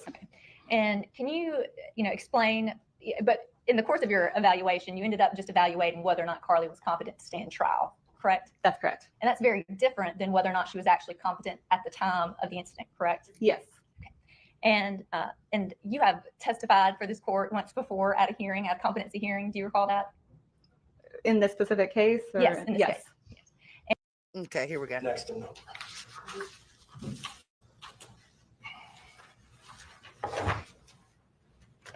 Your Honor, for the record, while we were out, the state went upstairs and grabbed a copy of our external hard drive that had the phone extractions on them. We opened that extraction. It stated April the 30th. It included Bennett Germany's cell phone. We found the messages that Ms. Todd showed the court are in fact on that external hard drive found within the phone extraction that was turned over to them on June the 4th. Ms. Todd is currently in the process. She initially told me she did not have Cellbrite on that file. I showed her on her jump drive where she had it, and she's currently in the process of opening up Bennett Germany's cell phone extraction that was produced on June the 4th. Your Honor, I have it open right now if I can respond. God, do your job for you. Hold time out. Where's the stuff you wanted to mark for ID? Is there any further response from the state? Well, Your Honor, the fact that the witness took the stand already. Okay. So let's finish up the response. Yeah, Your Honor. Get motion, response, reply, I rule. Yes, sir. Your Honor. They were provided the information. This witness has taken the stand already. He could have been asked anything that they wanted to about these text messages. Their motion was that it was exculpatory and that it wasn't turned over. In fact, it was turned over. Your Honor, I don't know any other way to say that they had it. Okay. All right. You see. Reply by the defense. Yes, Your Honor. If you will recall at our hearing on June 4th of 2023, which I have a transcript of, at that day, this court told the defense the state to provide all discovery to the state. Which by 5 o'clock that day, the court then asked me if I, in fact, on page 66 of that transcript, the court says, Ms. Todd, do you have an external hard drive you can turn over to the state? And I said, yes, Your Honor, I do. And it said, you owe that to them by 4 o'clock today. And at that point, Your Honor, I did provide an external hard drive to the state before 4 p.m. that day. The state, I think Catherine was just a little mistaken when she said the state gave me these files in digital on the thumb drive. They weren't on the thumb drive. They were on a hard drive. And on the hard drive, it contained specific screenshots from March 19th with Bennett. And then a different section of it, it contained like a summary on the external hard drive of like, so it looks like this, of text messages. They're not in chronological order. There doesn't really even seem to be a date order, but I did type in one of the words from Bennett's text message that I gave you on March 28th, which was zoned out, and it's not pulling anything up. Your permission to assist her? Do you know how to use the Cellbrite extraction? Do you know how to use the Cellbrite tool, Ms. Todd? Yes, Your Honor. So you've looked for it in the reader. Yes, in fact, it even says here, select the current words. And when Ms. Newman typed it in on her computer, she typed in zone and it pulled up that particular text message, but it's not pulling it up on this one. Your Honor, maybe assist her. It's in fact on her. Sure.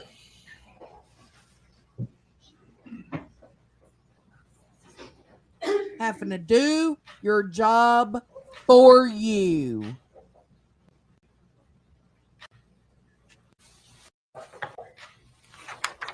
So they just taught her how to find the Cellbrite information she needs. All right. Ms. Todd, I'm going to say this. When you accuse a prosecutor of a Brady violation, if she had in fact committed a Brady violation, she should be terminated. That's a very serious allegation. Now, as far as Brady versus Maryland, this is the court's ruling. First, the court finds that the defendant did receive it as such. There is no Brady violation.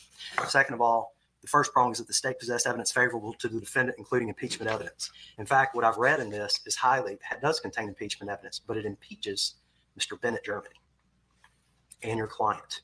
This talks about drug usage back to November of 2023 when their testimony. Sheesh! November 2023. I thought she'd only been doing it 6 weeks before she killed her mother. Is she didn't begin using drugs in any form till January. Second, that the defendant does not possess the evidence, nor could she obtain it with any reasonable diligence.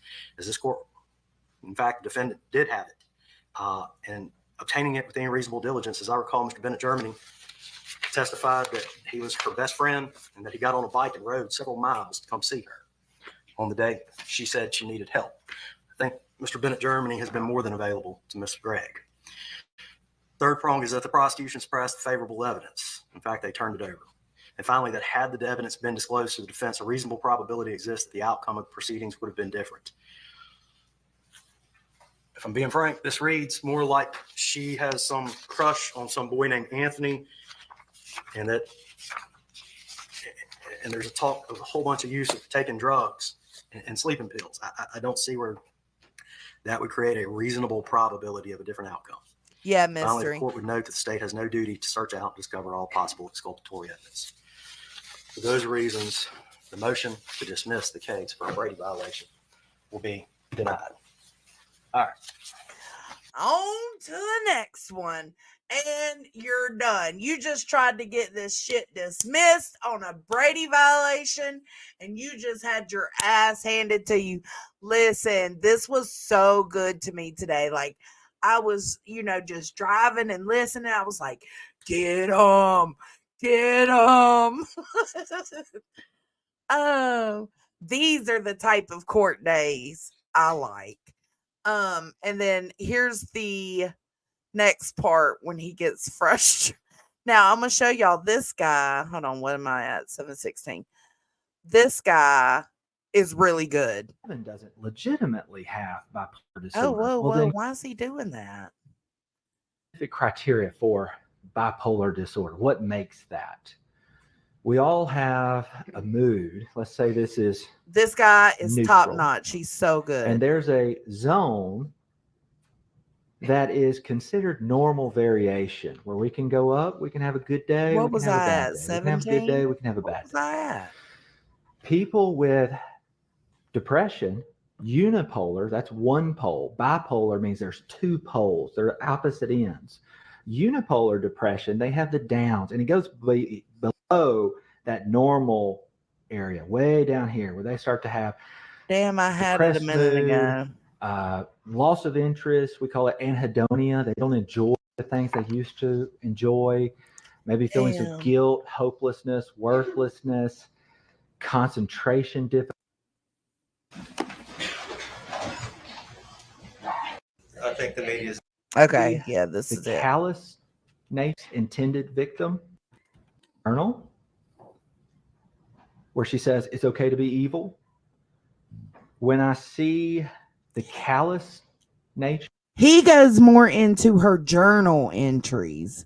So if you want to know the details about her journal entries and the shit that nobody's talking about, he's the one to listen to. in which she left her dead mother to text her next intended victim, and then even used the word honey, that is callous. Period. And it is very concerning to me. In her journal, she often talked about, there were violent themes. I think she may have some with her friends. As I was reviewing Discovery, there's memes about violence. There's often this mix of fantasy, dark humor, and violence.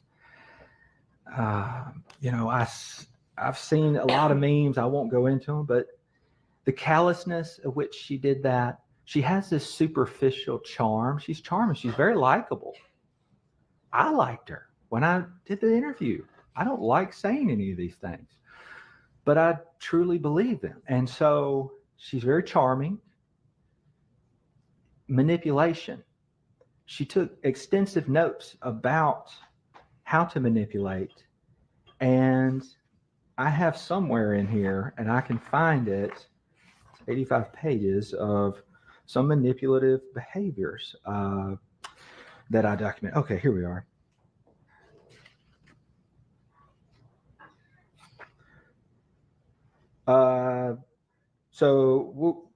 I can find that if we really need to. I'm happy That's to all right, find it. Dr. Pickett. I mean, based off of the evidence that you reviewed and her journals and sketchbooks, and the interviews with the other children, family, and friends, you determined that she exhibited some manipulative behavior. I did.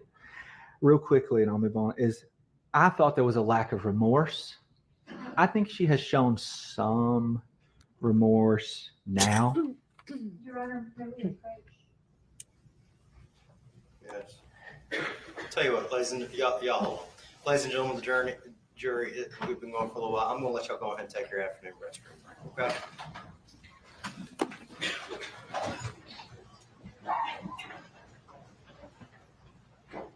Very, very smart girl, but very, very stupid at the same time. Oh, we watched it earlier.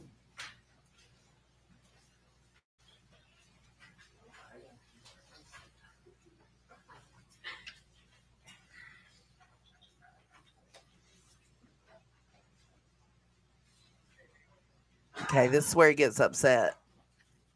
This is where he gets upset, and then we'll be done. Because listen, if you are looking for something to listen to outside of this drama by these tragedy pimps, these bad actors, these gaslighters, these manipulators, if you're looking for something to watch that doesn't have to do with the drama surrounding Sebastian, then I absolutely suggest this trial.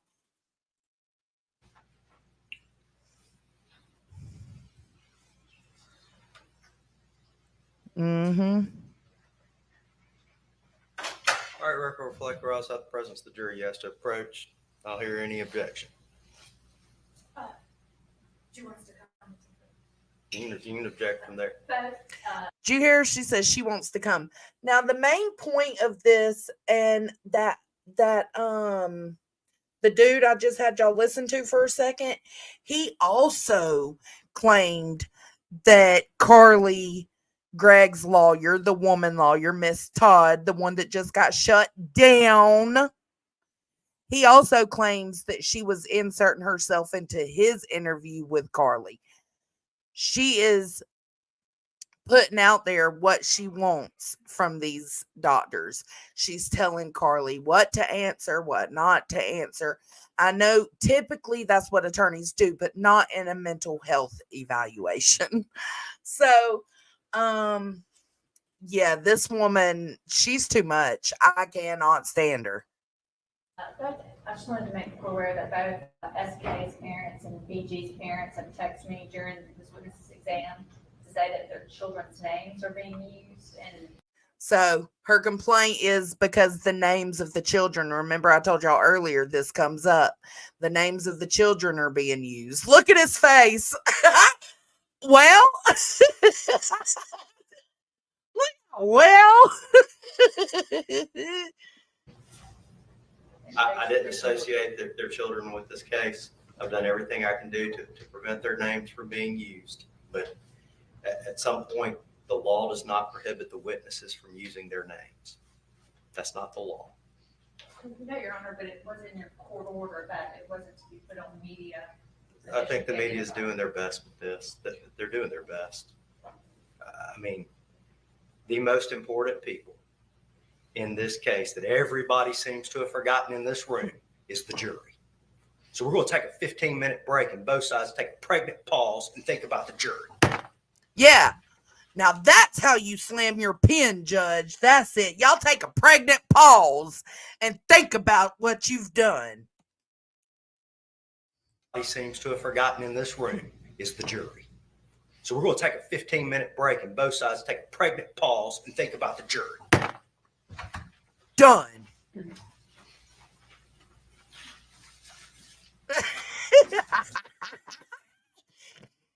He's tired of them.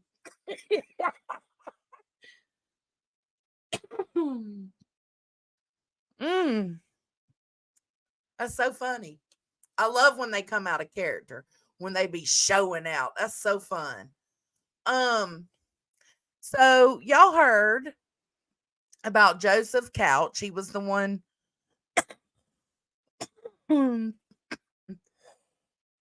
Excuse me, the mass shooter on the highway, right? And how there's been a manhunt for him. JLR's been out there. I mean, it's been all over my timeline. Well, then I'm pretty sure y'all know about the couple that found Joseph Couch and how they were live streaming when they found him. And that just lends to exactly what we say when we tell people like Dolly and JLR when they want to go live streaming a search, like, that's not what you should do. What if you walk up on somebody, right? What if you walk up on the person you're missing and you're looking for, and they're decomposed, and I mean, and you're live streaming it, right? Well, this couple accidentally did that. They were live streaming. They wasn't thinking about it like that. They had just found them. They were excited for the money. They were excited for the safety. So I feel like this is a learning lesson for them. Okay. I feel like this is a learning lesson for them because now they'll know not to live stream. They've never done this before. This was their first search. So now they'll know not to live stream while they're searching. If you want to video your searches and then upload them later, that's what you should do. You should not live stream a search in case you come upon what you both came upon. Just saying, because you caught it on your live stream. It has since been blurred out. They finally got home, got settled in, and they realized what had happened, and she was able to go back in and blur it out. Now, see what if they say in this video, I'm gonna play a little bit of it. They say in this video that they actually turned around when they got a text saying that it showed on the live. They didn't realize that it showed. And they turned around and went back to the law enforcement that kicked them out of the area and told them. And they were like, yeah, we know. And he was like, well, y'all didn't think y'all needed to tell us because we could have handled it. They could have did something right then. They could have privated their live and then went home, blurred out the spot they needed to blur out, and then repost it, right? Well, this is them talking about it today. I'm sorry, but this couple has won my heart. I love them. Everybody, it's very rude, but we can't. There's too many of them. We're sorry. So what we figured we would do in order to keep the story straight and tell everyone. No, she zoomed in, but she wasn't thinking about how she was live. Like she, I don't know. I guess in the excitement, she wasn't thinking about, hold on, I'm zooming in on a dead body. I don't know. Just listen. Everything that we know and how everything happened and all that. It's just to make a video and put it on on Sheila's YouTube channel. Mm-hmm. And turns out I'm kind of glad. I wish it wouldn't have happened on a live stream, but I'm glad they got that live stream now because they tried to keep the money from them. The troopers tried to say they found them with them, that they all found them. Y'all can watch it. Now, this video is going to be rather long, I imagine, because there's a lot to this story, and there's several things we want to try to explain. You know, any of you that's been watching our Hatfield McCoy channel throughout I know. I watched the video, y'all. I seen her zoom in, but that's what I'm saying. Like, I don't think, like, in her mind, in that moment, she wasn't thinking about the family of this man. She wasn't it was a lapse in judgment, and she says so. Time, you know, I like to prove what I say, or we do. Back it up. Yeah. We like to back up what we say, so there's no doubt that you can tell who's telling the truth. We talk about the feud and stuff, but that happens at other things in life too. We're going to discuss that. And if you really want to know what's going on, you may want to wait till the end of the video, and I'll show you these papers here. It may give you a better understanding. Fuck JLR. Listen, hey, what's their name? Don't y'all give JLR, if he reaches out to Hatfield McCoy, if he reaches out to y'all, don't y'all give JLR none of that money. None of it. Understanding why a man, 67 years old, and his wife, they said you was a. Yeah, he said he was taking pictures. He said he wanted to be able to prove that he found them. And again, I'm glad he did, because those troopers tried to take that money. That I had a child bride or something. No, but thank you for the compliment. We've been married 39 years. Yeah. But why we, at our age, me with back surgery, Sheila with knee replacement surgery, why we're out here doing this. And this paper, besides the community and wanting to put a stop to it, that paper at the end of the video will give you a better idea. Sheila's got something to say first off. First of all, we would like to apologize to Joseph Couch, his family. We did not mean to be disrespectful in any way whatsoever. I'm sorry that you have to go through this, and I deeply apologize. We're going to get to that in a minute, where we were live streaming and that body was caught on the video, but we're going to explain that towards when we get to that area of the video. But we do send our condolences to Sure. Joseph's family. Right. Everybody's got a mother, father, brothers and sisters, things like that. Hey, Tragedy Pip, listen up. This is called accountability. They fucked up and they know it. Pay attention. Take notes. Everybody's loved by somebody. He was loved by his family. Sure he was.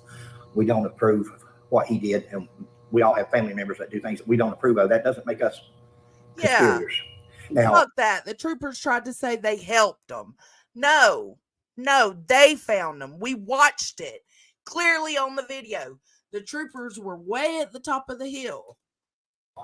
Sheila and I have talking to several different people, and some of the videos aren't out yet. We're going to put them out in the days to come because we paid people for information to talk to us, to be interviewed, but some of them was not favorable toward this person or that person. Listen, I'm just as against the fact that they were live streaming that search and came across that and zoomed in and all of that. Like, it sucks. It sucks for his family.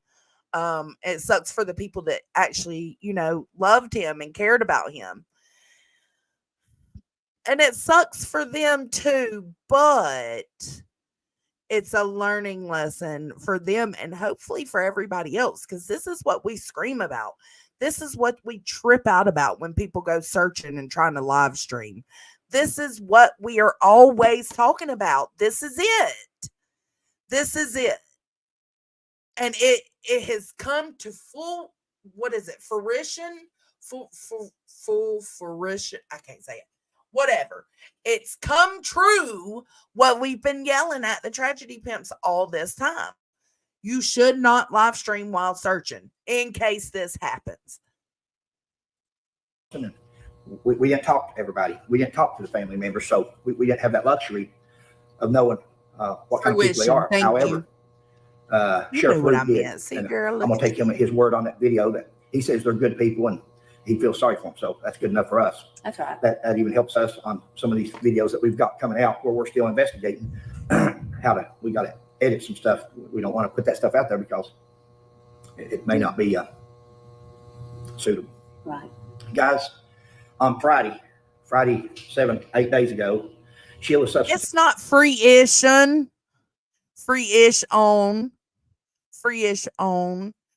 Fruition. We're both retired now. Sheila substituted at school. Fruition. And she comes in that afternoon. I've been watching the news. And when she come in, we're always doing off-the-wall things. We love research. We love investigations. That's what we do. And it keeps us busy as much as we can. Exactly. I've got a bad back. I'm sorry. I know I keep emphasizing that. Actually, I've been up all night. He has, really. I've been up all night. Well, Sheila went to bed about 3 if she even got any sleep. So we've both been up. Yeah. When I overdo it on my back, it costs me now. Again, I can sit around not do nothing and it costs me. My back gets stiff and I hurt. So I hurt. What was 39 years, Mama? I seen you type 39 years. What was that? The time he was with the police department or the time they've been together? Either way, I've realized that now. But people's wanting to do interviews. People, we don't feel like that. When we get done here, we have an apartment upstairs. We're going back upstairs and going to bed. But we're going to try to fill in as many blanks for you as we can. Sheila got home that Friday afternoon, and I told her, I said, what do you want to do for date night? She said, I don't know. Well, I had it in the back of my mind what I wanted to do. But poor old Sheila, I knew that she was tired when she works at school. She's tired. I'd had a nap earlier in the day, so I cheated on her. And I said, well, how about for date night? We go get something to eat. We go look for this fella that done that shooting over there. And Sheila, I could ask Sheila to go out back and climb a tree, and Sheila would try to climb that tree. And Sheila could ask me to go out back and climb a tree, and I'd go try to climb that tree. Exactly. We've been blessed with each other. Oh.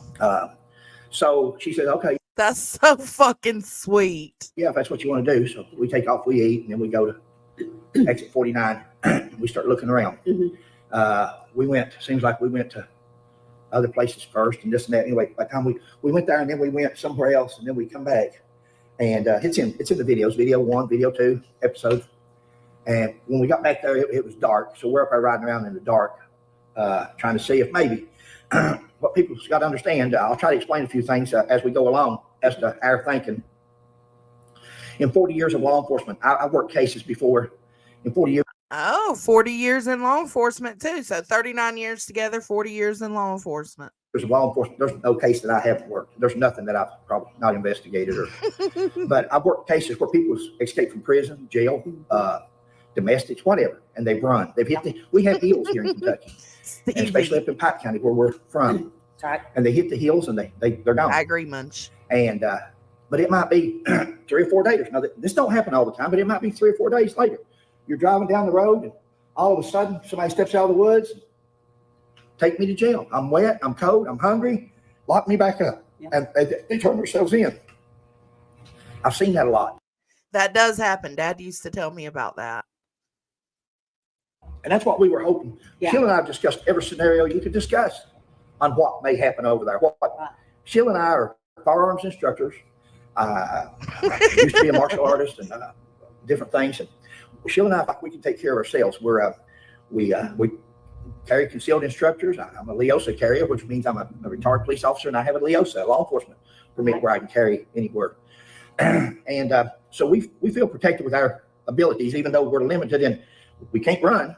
Sheila's knee in my back. We can't run. So it's we either have to stand and fight. It's either stand and fight or stand to be evicted. So now we came back home that night, and early the next morning, probably 6 o'clock, we were up and at it again. We got over there and we seen the area, and the more we thought about these people being shot, driving down the highway on vacation or going from work, or passing through, because there was a lady that was passing through that was shot. and we thought about these people that had been shot through no fault of their own and nothing they did, and it just, and then they had shut the schools down in Lowell County. They had businesses that were on those, businesses was afraid to open the door, or you would knock on the door or call a number, and they knew this guy was on the loose, and they knew what he was capable of doing. She does And not they have believe- blue eyeshadow. Stop it right now. It spread fear throughout Laurel County So, and, surrounding ones, closer ones. so that's, then we went back the next morning about 6 o'clock, and we were all over that place. About 8:30, 9 o'clock, if I remember. Now our days and our hours have gone together because this is what we've done for 6 days. Yeah. And but we went. There came a trooper up there and he blocked the road. We'd gone to get something to eat or whatever we did. And when we come back, the road's blocked with the trooper. Real nice fella, young guy. All these guys are young compared to me, and I hate him. Oh, no, he's being silly. And we asked him if we could go back up in there, and he said no. He said they had some people up in there with the forestry department, and they was gonna be up in there for a while. As long as they was in there, nobody could go in. And that's understandable. I've still got the flu, guys, so sorry about the coughing. And so Sheila and I decided. This is a true blue American right here. That's what you're looking at. The hat, the shirt, all of it. The background, everything. You can't go in here. He said, when there's nobody parked here, that means it's open. And, Yes, mine. So Sheila and I said, well, he could be anywhere. He could have came from up here or at the tower. He could be back there in this western part of the Daniel Boone Forest. So we take off past the truck stop. We made a video on it. We drive all the way back to the back, and we get out, and we decide to search through that area. Look, maybe a piece of clothing, maybe a Sheila. anything. Maybe run up on him. And I would holler at him occasionally. And you can hear that video. We wasn't trying to sneak up on. You're not going to sneak up on nobody with those leaves, and somebody with Joseph's, what I assume to be paranoia. I'm gonna drop their channel. He would be watching, and he would hear us. There's times that we heard leaves. Now, whether it was a squirrel, a deer, who knows? We know now that it wasn't him, but it could have been. And so we go out there, and we're hollering every now and then, Joseph, come out. We want to talk to you. Hey, Joseph, because I've also seen people that after they do something, they have time to meditate when they're hiding in the woods or somewhere, and they think about what they did, and they say, dang God, that's stupidest thing. I messed up. And we're thinking, well, we're hoping that if we run up on him or he runs up on us, that he's got a rational mind at this time, and we can talk. Now, I ain't saying I'm a genius. I'm not. I would have chosen a different profession than a police officer years ago, but I am a hostage negotiator. There's not a problem. Sheila's hard as fuck right now. 2024. Be a class at criminal justice department that I haven't had up to the time that I retired, got hurt. And we back there for hours. That's the day we took Rhea. Yes. We took her dog with us. Now, our dog is a house dog. She's been raised in a house all of her life. did, Steph. That crazy. She got there and couldn't even walk on the She, the bars. Oh, yeah, she hated those. But we were hoping that if there was a body in there by now, that she would smell it and just went to it. We wish we would have had her yesterday. Took her down the way that we did. Because she would have, that smell was so strong that she would have went to it. Yesterday. We didn't find nothing. And we're continually talking. We're back in the woods. You've got to understand, some of the video that we show is clearings and paths, but there's also terrain in there that poor old Sheila, she's got makeup on, but I noticed her face yesterday when we coming out from bars. We're chiggers. We've got, it looks like Poor old Sheila. She's got chiggers. Oh my God. we've got a rash from chiggers and ticks. We have to pick off ticks every night. First thing we do, come home, get in the shower, and then start picking off ticks. And but these chiggers, we've got chiggers that's just we're like little suckers on our back. Anyway, so we had talked about, why is there no buzzards? He has to be alive. Right. There's no buzzards. When if something happens, and he said he was going to kill himself. If he kills himself, or they're going to be buzzards. We talked about that probably on that video. We come out. I'm in front of Sheila. I'm a Marine, and I walk fast. So you're going to take that 36-inch step no matter. And Sheila takes about 22. His walk is my run. You for real don't know what chiggers are? Sheila takes about a 22-inch step. So we hold hands. Yeah. I tell everybody we hold Slow hands down. because I'm afraid if I turn her loose, she'll go shopping. But we hold hands so we can stay together. She slows me down. I beat her out of the woods there. I come out first, just about 20 feet or so. But I come out. I am very protective of Sheila, and I don't even know his name. What's his name, y'all?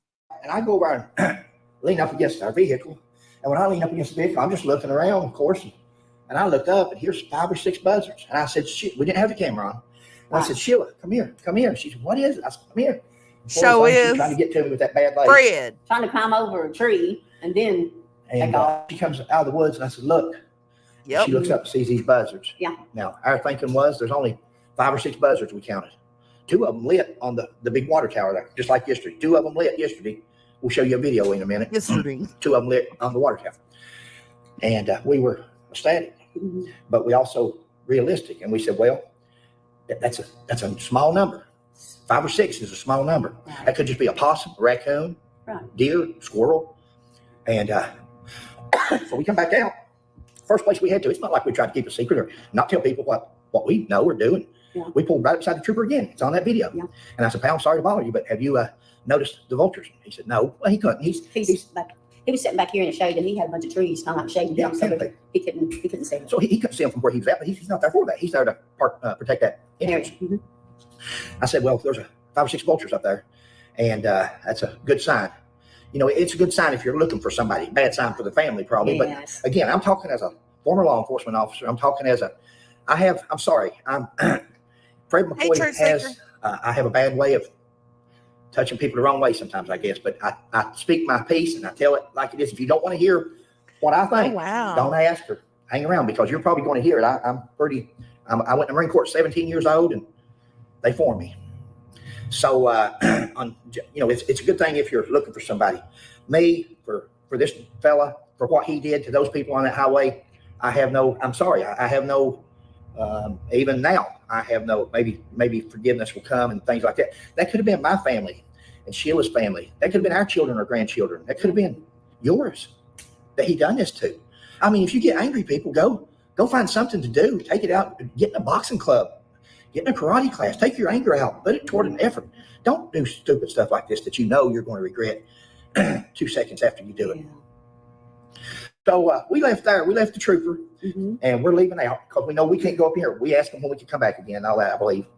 When we start down the road, we see somebody down here in the middle of the road standing, 2 people, and it's YouTubers. And I pull up in the medium, and when I do, I asked him, I said, because he's filming, and I said, did you see the vultures? And he said, no, there ain't no vultures. And I said, yeah, there's vultures. Look over here. Yeah. He come over and he said, oh, yeah, I see them. Nice guy. And he said, I see them. I said, well, that's there's something in there. And that was in the evening time. Seems like we may have rode up and down the road or just visual, just looking. Next day we come out, we go by there. There's no vultures that morning. We go to, I think this is the day we go to Gregg, Kentucky. We go find his residence. And guys, I'm sorry if we don't answer you. I'm so sorry. We can't answer everybody. But just watch this video. Maybe it might open your eyes or answer some questions. We went to Gregg, to his home place, and we videoed his home place and stuff like that. I don't know where else we went. That's probably episode 3 or 4? I think it was 3. 3, yeah, because 4, we come back to the crime scene. Mm-hmm. I think 4 is where you're going to see the 2 state police vehicles, and it says 4 troopers and 2 bounty hunters. Well, that 4 troopers don't mean we're in a search together. That 4 troopers don't mean we're buddies. They got a little bit ill with us. They got a little aggravated. We just put them on there to show there was 4 of them up there. The crime scene had been open. Yellow tape's gone. No trespassing signs. The fence is open. Sheila and I went to where this happened. We done a video on it of the purge. Right. We wanted.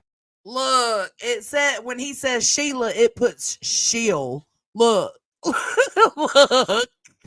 Oh. Sheila and I went to where this happened. We done a video on it of the purge. Mm-hmm. We wanted. I'm a police officer. I wanted to see it. Sheila's inquisitive. She wanted to see it. We have a YouTube channel. We wanted to show people that watch our YouTube channel. That's right, guys. We are not camera people. You've seen that yesterday where it goes upside down. Sheila learned. Somebody told her on one of those things, pretty harsh, but they told her, Cameron. Oh, they better not be being harsh to Sheila. I'll be harsh to them. I will read a fool for y'all. Y'all get in touch with me. Don't let these bullies bully you. Ignore them. There's haters all over this YouTube. Bless y'all's hearts. Lord have mercy. She didn't know that. We're not into this. We're just making videos, mostly on Hatfields and McCoy. Being mean to her because she had the camera upside down. What the fuck? He's correcting history, my history. Right. Here's my ancestors on that wall, Hatfields and McCoys. And we've only been doing this for about a year and a half. Yeah, that's how I feel now. That's the second time. Good night, the Dad. Second time we ever live fed. So that would have been 3 times now. That's the 3. When we got up the hill there, started back.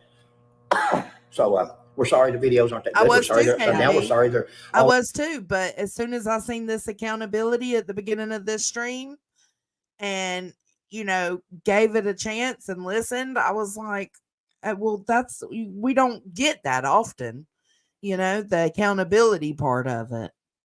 Oh, that wasn't when we're out there. Our it was a genuine apology. Is the difference? Watching for snakes, because I'm deathly scared of snakes, and we have them, and watching out for this guy, finding this guy, dead or alive, finding him. That was our concern. Not we wanted to make a video, but that wasn't our concern. Oh, I don't doubt it a bit. One shot. So we'd gone up on the hill there, and somebody had saw me at some point. We got on a cliff, and we almost got killed. I'll just be honest with you. We almost got killed. I almost had a heart attack. I'm 60, almost 67 years old. All right. And I'm not in the best shape anymore. So somebody had saw us. And that's right, wandering son. And thankfully, good. We were glad of that. We're so glad that people's observant. Sure. But when we come back, we ran into younger troopers, and they wasn't real happy. And they said, "What are you doing? Have you been on the cliff?" And I said, "Yeah." He said, "What are you doing?" I said, "Trying to find $35,000." Now, you're going to see here in a minute. Wow. We tried to find Josephs to get them off the street so people could be comfortable. But why would an old man hang on the side of the cliff? Right. You're going to see. That's right. I wish they would have. Apparently, they wasn't thinking like that in the moment, but I don't know. Regardless, like you said, we live and we learn. They took accountability. I do feel their apology is genuine. They apologize again later in the video. I don't know. We're not going to watch the whole thing, but I just wanted y'all to at least watch half of it with me. Let you in private matters. Because I want them to get you. They were very rude. So if y'all want to finish this after I shut down, please go over there and give them some love. Actually, I thought I knew all the troopers, but I've been retired 5 years. I don't know them. And besides that wasn't even post 7 out of Richmond. That was post 11 out of London. So I don't know none of them guys. No one that we met years ago when we had the museum over on Renfrew Valley. Sutton, a great guy, Trooper Sutton. I think he's now retired. He worked out of London Post. I didn't know none of these guys. Right. Didn't know these two. And we're leaving. Now, I seen later on another video where this man, this trooper told these other guys, in fact, when you're watching this other guy's video, they're going up through there, they're saying, we're going to go up here and videotape where this happened.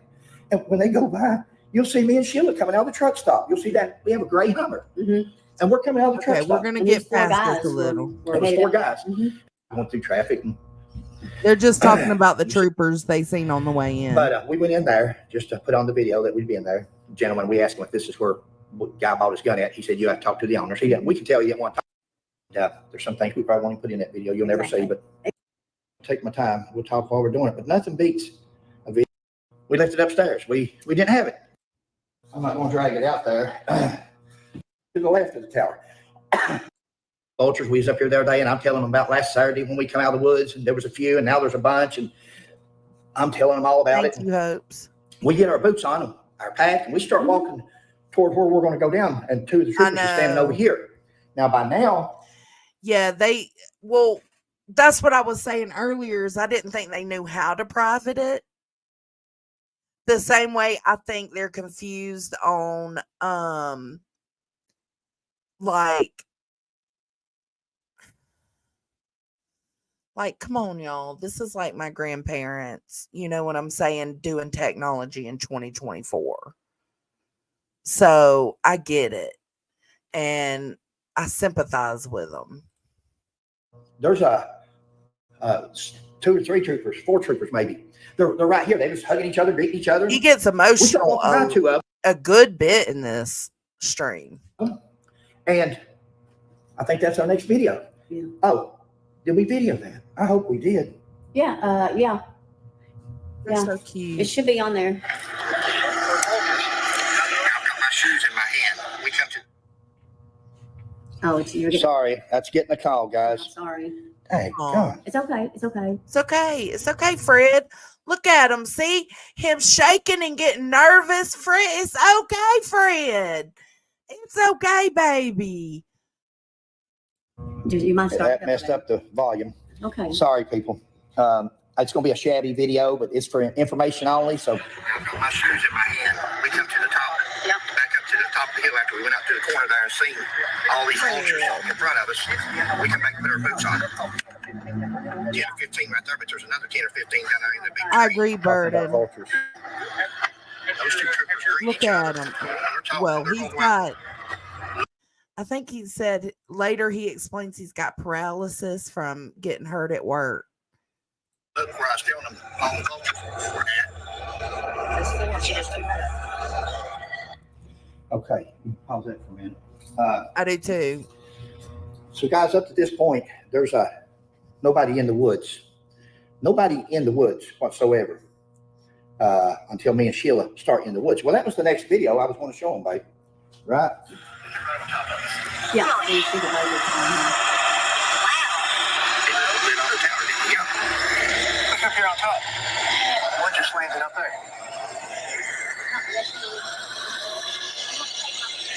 He's trying to show the buzzard. Put this up on his seat there if you want. Okay. Call.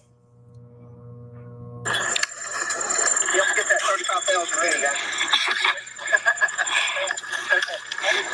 You know the chances of that. Pretty high. Pretty quickly.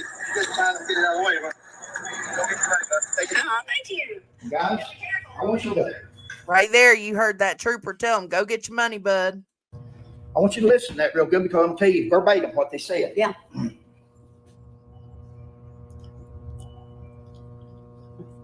I know. See, like me, like I would edit this video for them. They just, like there's certain parts they could have cut out, but they just let it keep rolling because they don't know. They don't know that. They don't know how I want to to do tell you verbatim. Yeah, they're ringing the doorbell. We got people outside. Verbatim, what those two troopers. I went by those two. Now look, they got Post-it notes. They got Post-it notes, and I love this. That's so cute.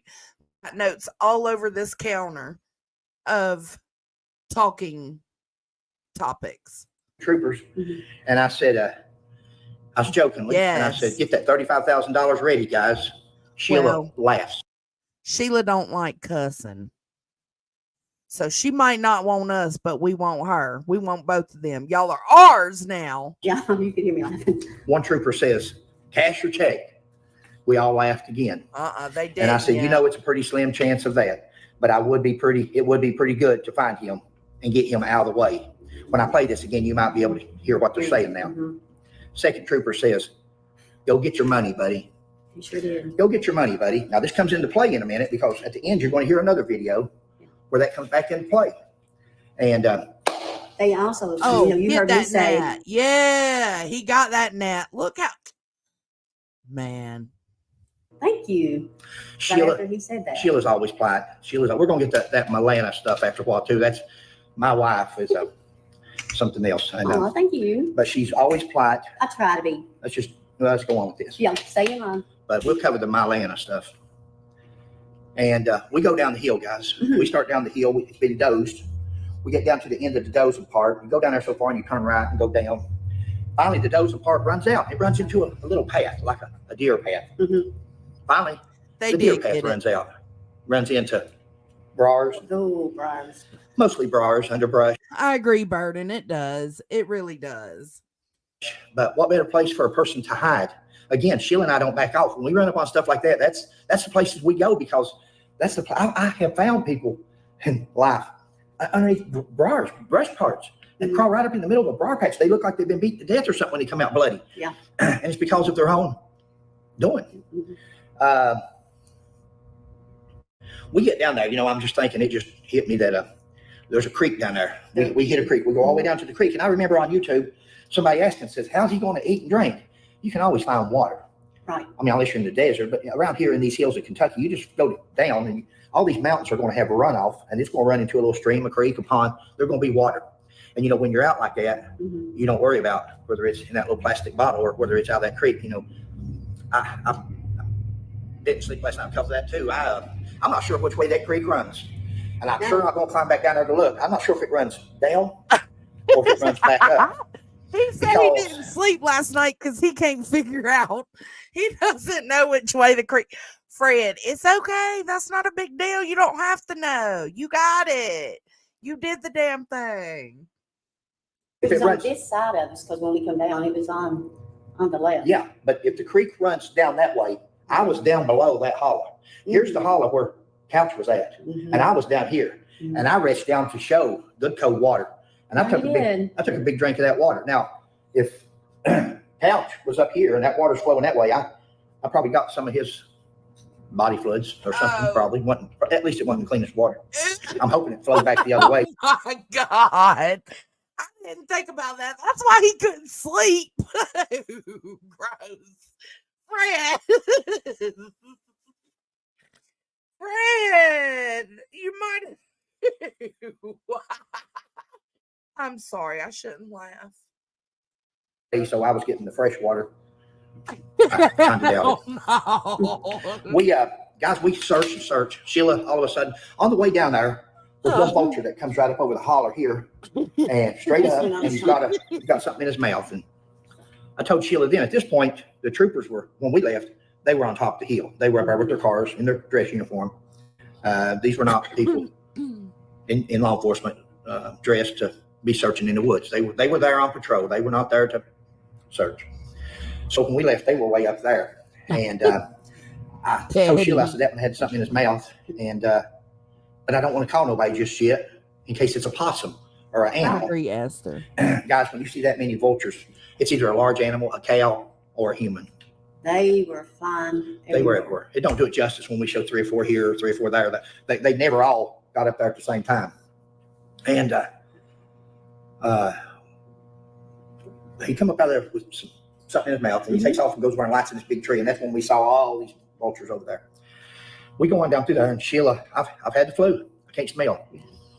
I can't smell good anyway, because I went out on a meth lab one time and it really messed me up. So I finally got a little bit of my smelling back, but anyway, I can't smell. And Sheila says, oh my God, oh, it's terrible. And about that time, I can't smell, but I smelled that. For that instant, I could smell a body. If you've ever smelled a human body or a burnt body, or it's dead. It's like anything else dead, but it was pretty bad. Yeah. And I said, where's it at, babe? And she says, it's right in here. When you're down in the hollow, we're from the mountains. When you're down in the hollow, the air tends to circulate around it. The air goes up the mountain. They do it goes get up. bored. Your draft, your breeze will come over there and go up. And but down in that area, you've got a swirl. And Sheila was getting a swirl. She couldn't tell where it's coming from because it's moving around. Yeah. Now, remember, we didn't know there was no troopers. No troopers. The troopers were on top of the hill until me and Sheila were talking. When she says she smelled something and all that, and I'm hollering, I'm 10 or 15 feet in front of her. A holler. He says it like holla, but he's talking about a holler. where I'm at. You see the video, He always guys. goes before me so he can make sure. Videos don't lie. Look at the videos and listen to what's said. Mm-hmm. And Oh, so is it holla? So he's pronouncing it the right way and we say it the wrong way? I've always heard it called a holler. hear us talk about smelling or this and that. All of a sudden, they holler. It's Now remember, precious, ain't we it, were up there Dutch? putting our boots on at the top of the hill when there's 4 troopers up there putting our boots on, talking to them. And Sure somebody hollers, won't. says, "Who's down there?" Mm-hmm. Same two that you all seen getting their boots on up there. Okay, she's kicking me. Y'all can't see her. But I mean, I don't mean to be facetious, guys, but my feelings are hurt. I'll tell you later on why. But my feelings are hurt. I'm hurt. It ain't about money. It's about hurt. But I get over it. I've had a rough life. So all of a sudden, a voice hollers, says, "Who's down there?" And I said, "Fred and Sheila McCoy." Yeah. 20-year or 40-year retired police officer, whatever I said. Mm-hmm. And the one person says, hollered out troopers, and we're searching for Joseph Couch, and I didn't hear that. But I said, we got a bad odor down here. And now he's way up on the hill. They may even be at the top. They may still be up there where they were at when we left. See, we come around down through here and around and down. If you made a straight line, they could, that I can judge. I don't know how far down we were. They could have been right there at the edge of that hill where we left them. Mm-hmm. But we got a strong odor down here. And they said, yeah, we do up here too. And a few minutes later, the voices get closer. We're still looking. I'm telling Sheila, follow your nose. Keep smelling. Poor old Sheila over there. You can hear her. Yeah. This is a country girl. And, most people would get sick as a dog. They This were girl, on patrol. They wasn't searching. They was on patrol. They was sitting in their cars. and she knows, again, at the end of the day, Yeah. she was trying just as hard as I was to find this fella at the end of the day. And Sheila over there trying to find him. And I'm going wherever she's sending me because I can't smell crap.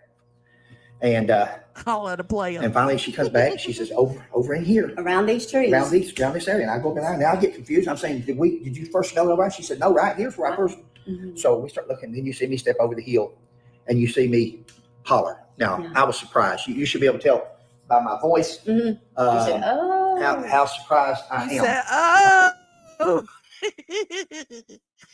You see me step over the hill and you see me holler. Listen Now, to I was Sheila. surprised. You should be able to tell by my voice You said, oh. how surprised I am. But no, you're good. Here it is. Here he is. Oh, Here he is. Posty. Sheila says, you found him? Mm-hmm. Oh, my Lanta. Oh, my Lanta. Oh, my Lanta.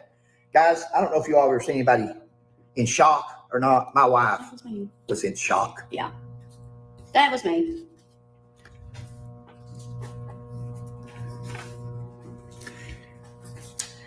I say, oh, my Lanta. God, I'm getting emotional. Because I don't want to be disrespectful to the good Lord or anything. I don't say cuss words. And so when I got excited, that was the first thing that popped in my head. So that's why I did that. Sheila hadn't never seen nothing like this. It was devastating to her. And, oh, my Lanta. Sheila gets on to me for saying S-H-I-T. I said one time, I said, I hope one of them birds don't shit on me. And she gets on to me. I said, babe, that's not a bad word. I said, but it's not a nice word. Yeah. Take a break. Look, oh. Because she's got such a genuine heart. And he knows it. And he's like, oh my God, how did I luck out so much? Oh my God.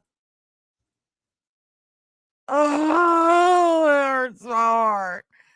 All right, we're not going to watch the rest. I want y'all to go watch it, and I want y'all to give them the view and the like because they do explain why they were wanting the money. And I want y'all to see what that is. They need that credit. They deserve that credit. Ugh, it's just so pitiful. They are getting the money, but the troopers did try to claim that they helped find them. And thank God for the video. It's a blessing in disguise because that video hurt the family that had to see their family member laying on the ground like that. Right? That's the terrible part of it. the good part of it is because they had that video, they could prove the troopers were not a part of their search team, and they got the money. He probably feels guilty. Oh, yeah, because I mean, what they seen was pretty gruesome. It was pretty bad. And it probably is that too. And she's just so tender.